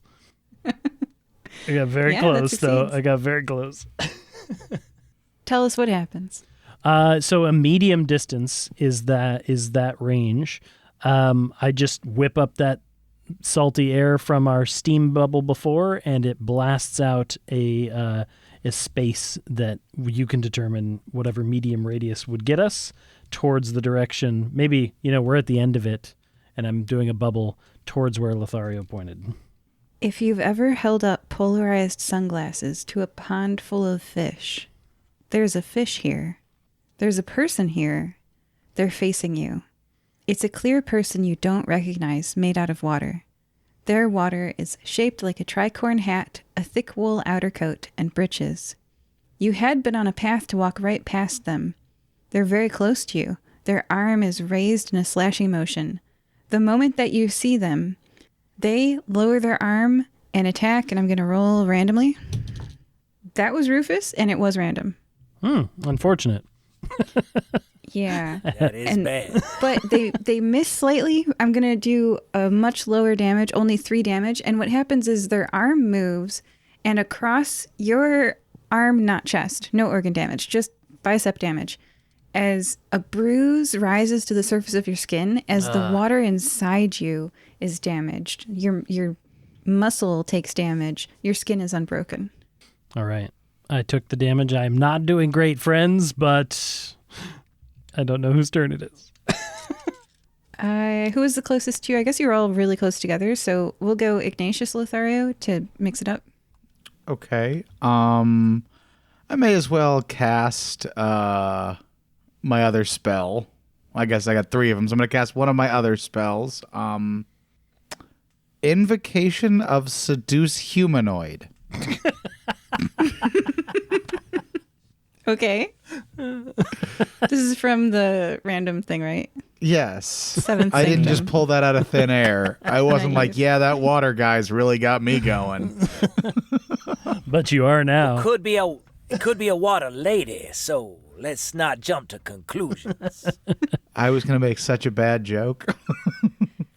Okay, you and Deer Park, Deer, D-E-A-R, they're a first mate, mutinous first mate of the Deep Cut, a pirate ship with a switch for underwater and not underwater anyway. So they start talking to you. You guys are basically on a date, sharing like those first date questions. And I'm going to say that you fall behind. You're one movement behind everyone else because you're having a pleasant chat seducing this humanoid. Okay, this is really weird going forward, but so you know how Rufus, you had like a bonus to, what was it? Like they think you make good plans? They did say that I was a person of intelligence, a natural leader. Deer Park thinks that you, Ignatius, are a billionaire genius like Bruce Wayne that Batman's at night. Like she is very into the whole Ignatius Cogbright picture and perhaps wants to explore what it is like to be on land. You've made them want to see what it's like pirating inland with these meat people. They're fascinating. So, Excellent.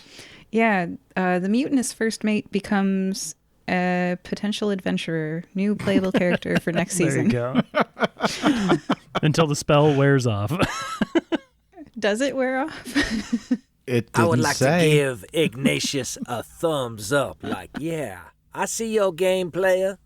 Maybe I learned convince from the best. maybe convince her to just stay here though. Because we got some like Batmaning type stuff to do up there. Right. You stay here and guard our backs. If anybody else comes up, you just keep doing what you're doing. And we'll split the gold with you if we get to the top. Shaking your head no conveys well to the podcast. Yeah. All right.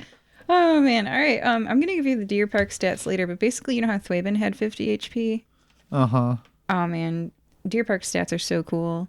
And opportunistic, so if you tried to move outside of her range of, it's like an attack of opportunity. Anyway, you guys move past that, no problem. Yay. Heck yeah. Heck yeah. All right. Are you ready? Are you ready? Before you is the very last rock wall. Woo. Can I I no, never mind. Never mind.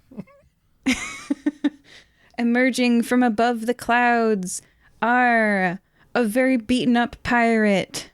Oh, so we don't have to roll to climb up this one? No, Okay, thank the God. final one. We're experts at this point, Ignatius. We've been Well, when I- climbing all day. Rolling a 1, I beg to differ. Oh, showing your hand. Describe how you look. One of you has been burned. Another one and slashed. Yeah. Describe. So How are you doing? Rufus comes out of on the top layer. I have 13 health remaining of my small pool, so I'm probably bloodied. I think I'm charred. I basically am wearing, those chaps that reveal certain parts of your body. That's basically what my pants became because I fell into lava. And got slashed by stuff, and I also got stabbed, I think, by Thwabin. So I'm looking pretty messed up, I think, comparatively. So I probably oh, God, I should have had 3 more beers. And then I scramble my way up. Are the other two completely unharmed? I think. Well, I think I actually look better than I did when we started. It's like I sweated a little bit and I'm glistening. And so it's like, ooh, man, that guy looks really good. I would say the humidity messed with Ignatius's hair just a little bit, like it's frizzing. Just someone he's really trying, like that is his main concern right now is he does not look put together. Like I should have put some more hair tonic in this morning. I look disgusting. Rufus has got that that 1,000-yard stare. Like I've seen some stuff today, and you guys are just normal. The three of you pop up on top of Gutsy Mountain.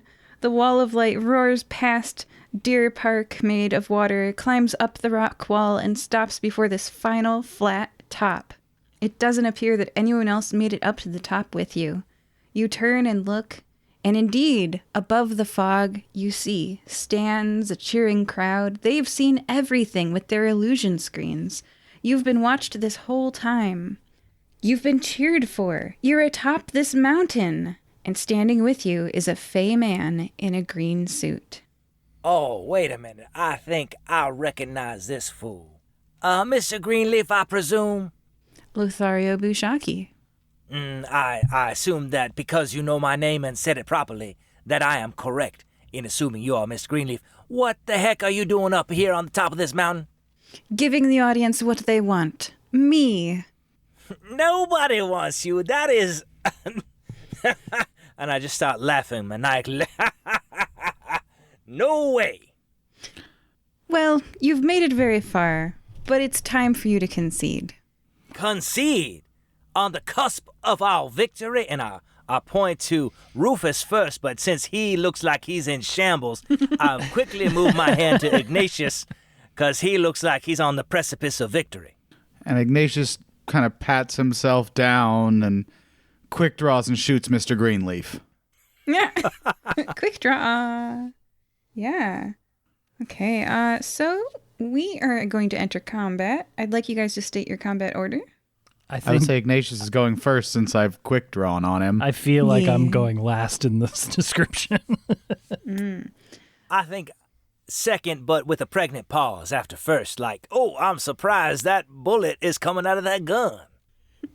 And a quick question on timing. Do you guys want to... So this is not the final battle. Do you want to thematically do this one instead of with rules, and then like thematically do the last one, and we'll be able to fit them both? Yes, I think that's how I would prefer, but I could stay up later if I get outvoted. No, it's I'm fine. completely flexible. Yeah, it can be thematic. I don't care. Okay. We'll say something for the listeners. Because we're kind of running out of time, listeners, I do want you guys to know that there are more LURPS rules that I had planned, but it's good to be a flexible GM and to say, hey, we only had this much time planned for this session, so we're going to use descriptions and our words, and we're not going to roll from here on out so that we can fit everything. So as long as the players are cool with that, you want to fit everything, right? Mm-hmm. I'm cool with it. Indeed. Yeah. We only have so much time to play. I just want to say LURPS is super awesome. I've had a great time with LURPS so far. And as we set it down to go to narrative roleplay here, LURPS, you were great. I love you. I have like 2 pages of battle stats. I would do more. It's All not the time you, I it's can us. Yeah. If we weren't on a time crunch, I love mechanical battles. Yeah. I really do. Okay, so I'll just say I had the enemies statted out for an agently, for a swashbuckling pirate, for, what was the LURPS name? A rogue knight, and statted as a LURPS velociraptor, and statted as a LURPS fire slug. So, Oh, really dang. cool. Yeah, that's the LURPS names if you want to. Anyway, so moving on, we're going to describe this. The Fey man in the green suit pulls back his fingers and starts to do like basically a cat's cradle and this like weird magic that's very different from what you've seen before. And he's a showman, so he waves his hands and the sparkles get bigger and bigger, and it's like sparkles of pink and yellow and purple, and they get huge. It's like he's casting a fireworks display, and because he's so thematic, you guys can attack him while he's like charging. It's sort of like Solar Beam in Pokemon. He's taking a whole turn to like charge it. I mean, And we've got the quick draw from Ignatius, but I Yeah. think you're allowed to do more, right? Quick draw is just how you start your turn, right? Can you read Oh quick yeah, draw? basically just lets me get the jump on them. I get to go first in combat, and then I fire my gun after that. Yeah. So I'm gonna quick draw and shoot him. You pull your blunderbuss, you hit him with it, and he's busy doing his like finger fireworks. You know, he's got his magic thing going on. Woo! You hit him with two bullets. Like, he goes, "Oh, you know, not fatally, but they've interrupted his spell casting." And Lothario and Rufus, Well, I will say that I know this, well, I hesitate to use the word gentleman, but this fella is up to no good. So what I do is I unsheathe the beautiful sword that Joy gave me to help protect me. It is, by classification in the LURPS rule set, it is a honed Thunderbolt Steel Rainbow Rapier, and it is spectacular. Like, it's beautiful. whoa, So I unsheath it with a whooshing, and then it glimmers in the light as I point it to the sky, anime style. And then I take a swipe at him. Well, I guess I poke at him because it's a rapier. You know, it's a finesse weapon, Yeah, not yeah. Yeah. So you know what I'm saying. I attack him with a rapier. And then I'm going for one of his hands or arms, like I'm trying to interrupt this mumbo-jumbo that he's trying to do. yeah, you interrupt him. His spell is interrupted. He stumbles and he approaches sort of like his back foot backs up against the ledge that it was so fun for you guys to climb. It's also something you can fall down. Rufus, we're to well, you. it just seems thematically, timing, and appropriate here. Everyone's thinking, "Oh, here's this guy. He's commands the winds, commands the lightning. Clearly, he's going to blast this person off the ledge, right?" Boring. I would like to imbibe the potion of insects family Imbibe or throw? Well, I don't know how you use it. I guess throw. Yeah, that one might be better. All right. I think here's what I do is I uncork it and I look at it for a second and I have an internal debate about imbibing it. And I probably see that there's like a bug in there and I'm like, not today. And then I throw it at Greenleaf. As you throw it, it tilts end over end, spilling ants. So many ants and crickets and centipedes and grasshoppers and ladybugs and mayflies, and they all cover Mr. Greenleaf. And as he swats them away and he starts screaming, he's like, "You can't do this to me. I'm Mr. Oriel Greenleaf." He has teleportation and can go to the Fey realm, and that's where I would go if I was covered in bugs. So he, with a poof, he disappears, and you three are the last ones standing on top of the Gutsy Mountain. Hooray. Huzzah! I want to give Rufus a fist bump and say, I'm so glad you did not drink that. Me too. It's the first time I haven't drank something strange, I think, in any episode I've been. Character growth. I That's like it. right. You hear a booming voice announce, "Alrighty, you saw it here, folks. We have our winners." An elaborately dressed announcer on a rope descends from that airship above your heads. They hold your hands above your heads and the crowd cheers. Woo! Yeah! Congratulations on winning year 49598's Fight Club. What one thing do you each want to say to the crowd? You have 1 minute of the entire city of Nicomoy's attention. Collectively or individually?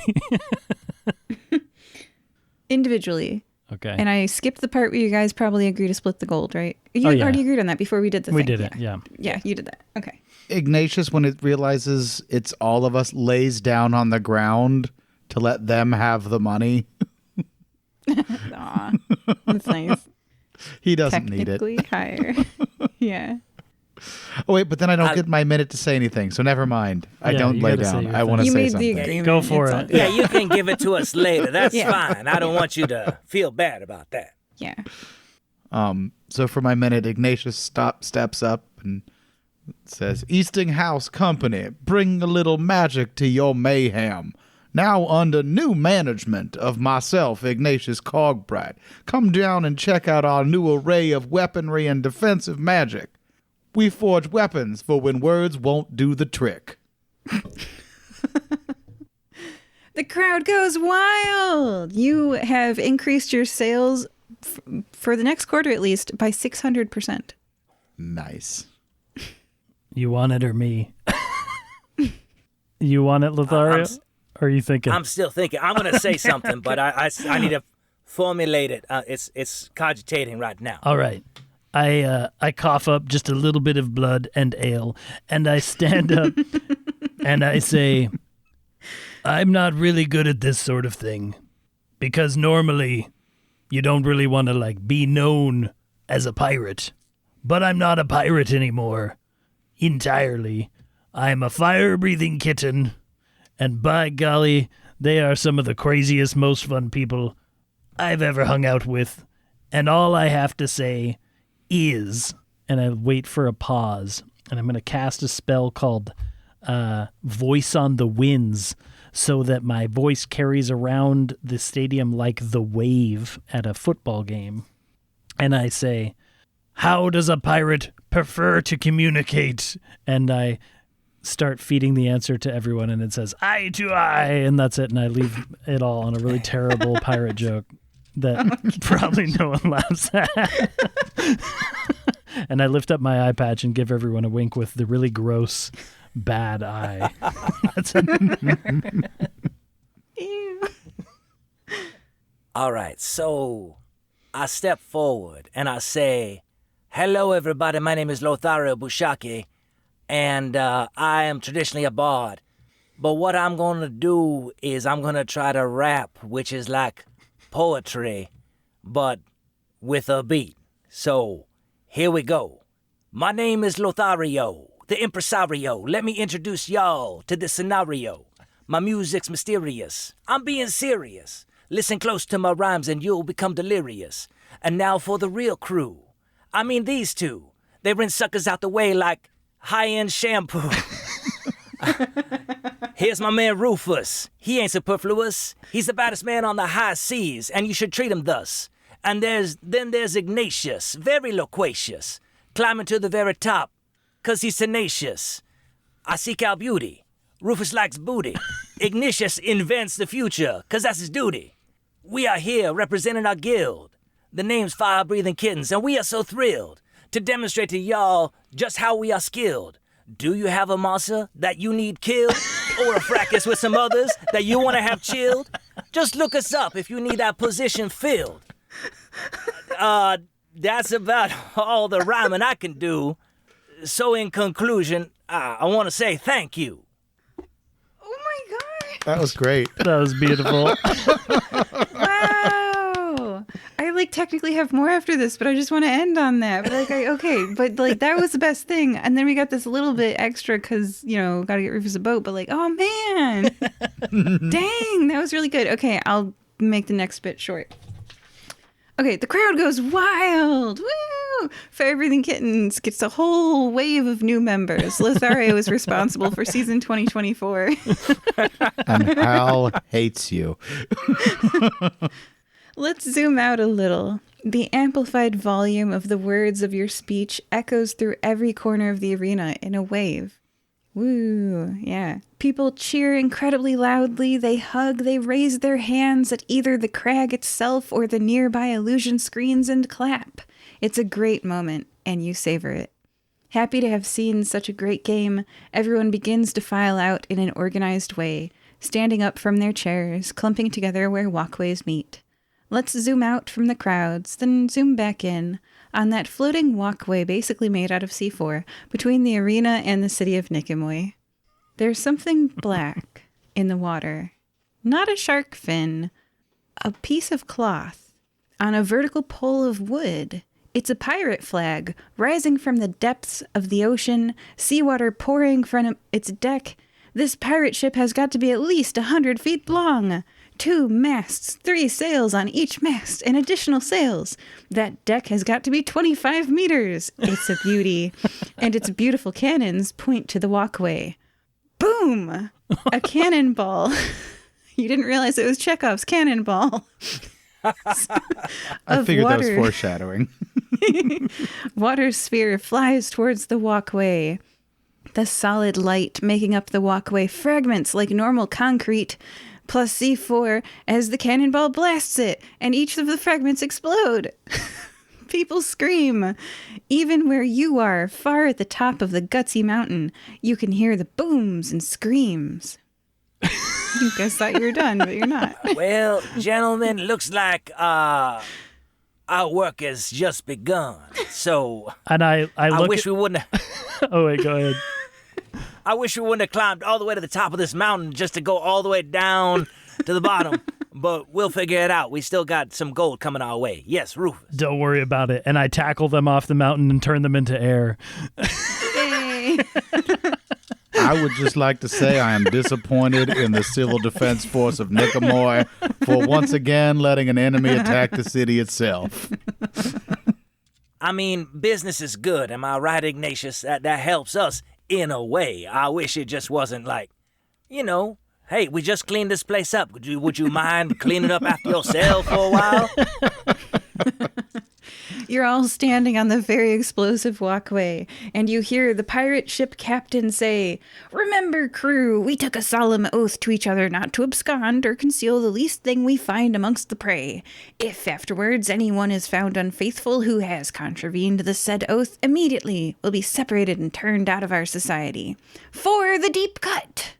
The clear person shouts, raising their cutlass to the heavens. "Aye!" shouts the crew in chorus. And then they whisper to first mate Deer Park, which Ignatius is friends with. "My dear, prepare the castaway boat. Let's maroon these morons next Thursday after they haul the loot." The first mate, apparently named Deer, grimaces but says, "Aye, Captain." So I kind of figured you guys could narratively describe what your plan is. There's a pirate boat. It's bombing the walkway. People are getting thrown off into the water. And the pirate boat is a big, beautiful boat. I want that boat. So don't And I help- sink the boat then. I help Rufus get that boat. Because they're causing a ruckus that is unnecessary. Rufus, if we blow this one up, I will buy you a nicer one. I really want to blow this one up. I wonder why Deer Park likes you. You can just buy a new boat. Deer Park can come off the boat if she wants to. She seems pretty cool. Hey, Deer Park, come off the boat. We're going to blow that thing up. I think we should throw one of these magic bombs at it. Rufus, are you sure that's what Ignatius should say to Deer Park standing next to the captain? No, I don't think so. I think instead, I think we should hop on the boat, and then I want to sail us off into the sunset, and we'll deal with this out at sea. Okay, you're all on the boat. You're wrestling control of the steering wheel away from... I'm using my last spell of the game called Enchant Sails, which... What? Wait. I do. I've been waiting all game for this. And I have a really high sailing skill. And so I can enchant a ship to move with ease, ignoring the direction of the wind and negative effects of a storm. And I can upcast it to whatever to blast this thing out to sea. So then we can take over it at peace away from Nicomoy. Oh, this has got to be the ending to the story, you guys. This has got to be it. The fire-breathing kittens heroically sacrificing themselves on the pirate ship, which they're going to get later. Yeah, the whole city watching. Everybody's still writing down the lyrics to Lothario's rap, thinking that was really cool. Give me this roll. All right, 6 dice. I'm upcasting it friggin' all the way. Why not? If you miscast this. I'm so scared. I just want to see a miscast really bad. Let's see. That's 3 successes and 1 failure. Is that enough? I don't know if that's enough. How many dice do you have? 6 dice. And you're trying to get 5 successes? Yeah, So I had you're trying 3 to and get 3 6 is what I meant. successes. Okay. Yeah. So you have how many successes? Well, I was going to upcast it to level, let's see, 1, 2, 3, 4. I could only do level 5 anyway. Yeah, because you have 6 dice, so you'd have to succeed on all of them. And how many dice did Lothario give you that you have left over? I have 2 left, so I will only be able to roll succeed. those. Can you burn your SP and use that too? Yeah, burn 1 for another dice. I still failed. I can escort your petrified body. I still failed. I got 4 of 5 successes needed. 6, because you casted level 5, which means you need 6 successes. So Okay, so Miscast table. miscast. I mostly just wanted to do this before the end. all right. Oh my gosh. Okay. What's that first one? Go ahead and read that out loud. On the Level 2. level 2 miscast is you take twice the mana cost of the spell as lethal force damage. So he just explodes in front of us. Well, Because he hold only on. had like 8 What's hit the points. spell? What's How the much spell hit cost? points did he have I had left? 13. Okay. And what was the mana cost of a level 15? You take 30. But you have friends. I have friends. So you take 30 lethal damage and you had like 13 health. But we go so far. I'm gonna this is turn to Ignatius and say, hey, when you paid for that diamond for Rufus to be revived, does that count after we got to the top? Like, There are was we like a still within the... priest fell off the arena, landed on the boat, has 1 diamond left, and rolls over to Rufus and puts a hand on you and puts diamond dust on you. And he's like, you lucky pirate. And Rufus I put comes my back. hand on Ignatius's shoulder like, oh, thank goodness. I thought we lost him forever. And I roll to my back and I say, just as I had planned. Joining us for today's adventure were Ignatius, Well, that was certainly interesting. Rufus, I got a ship. Heck yeah. and Lothario. And I had an outcome. And Lothario, go ahead. Oh, I'm so happy we won the tournament. I have seen this on the illusion screen for years, and I can't believe I'm here. This is the high of a lifetime. Congratulations, you successfully protected the town people's jewelry, booty, and lives. The pirates are no longer a threat. I'm sure Rufus leaves the captain marooned on an island themselves somewhere. The townspeople are safe and probably had a really fun day. First the fighting tournament, then the pirates. My goodness, they'll be talking about this for years, if they stay here in Nicomoy, that is. Ever since the Emu River became undrinkable, the price of importing water has made it really expensive. What's up with that? Should they move to a different city, they wonder? Why is the River Emu's water undrinkable anyway? We'll find out in a future adventure. Goodbye! Goodbye. Bye, everybody. Have you heard of Vocal Fries? Vocal Fries is a podcast about linguistic discrimination. Listen and learn how not to be an accidental jerk about language. Co-host Carrie is a former professor and current linguist and language revitalization researcher for the Squamish Nation, with a long-standing interest in the indigenous languages of North America. She is the author of The Semantics of Determiners and the co-author of Nominal Contact in Mischief. MICHIF. Carrie worries about linguistic discrimination and the harm it can do to most people.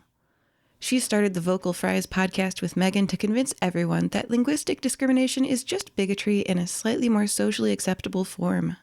Co-host Megan recently finished her PhD in linguistics at the University of Arizona, where she is currently project manager in a language development lab.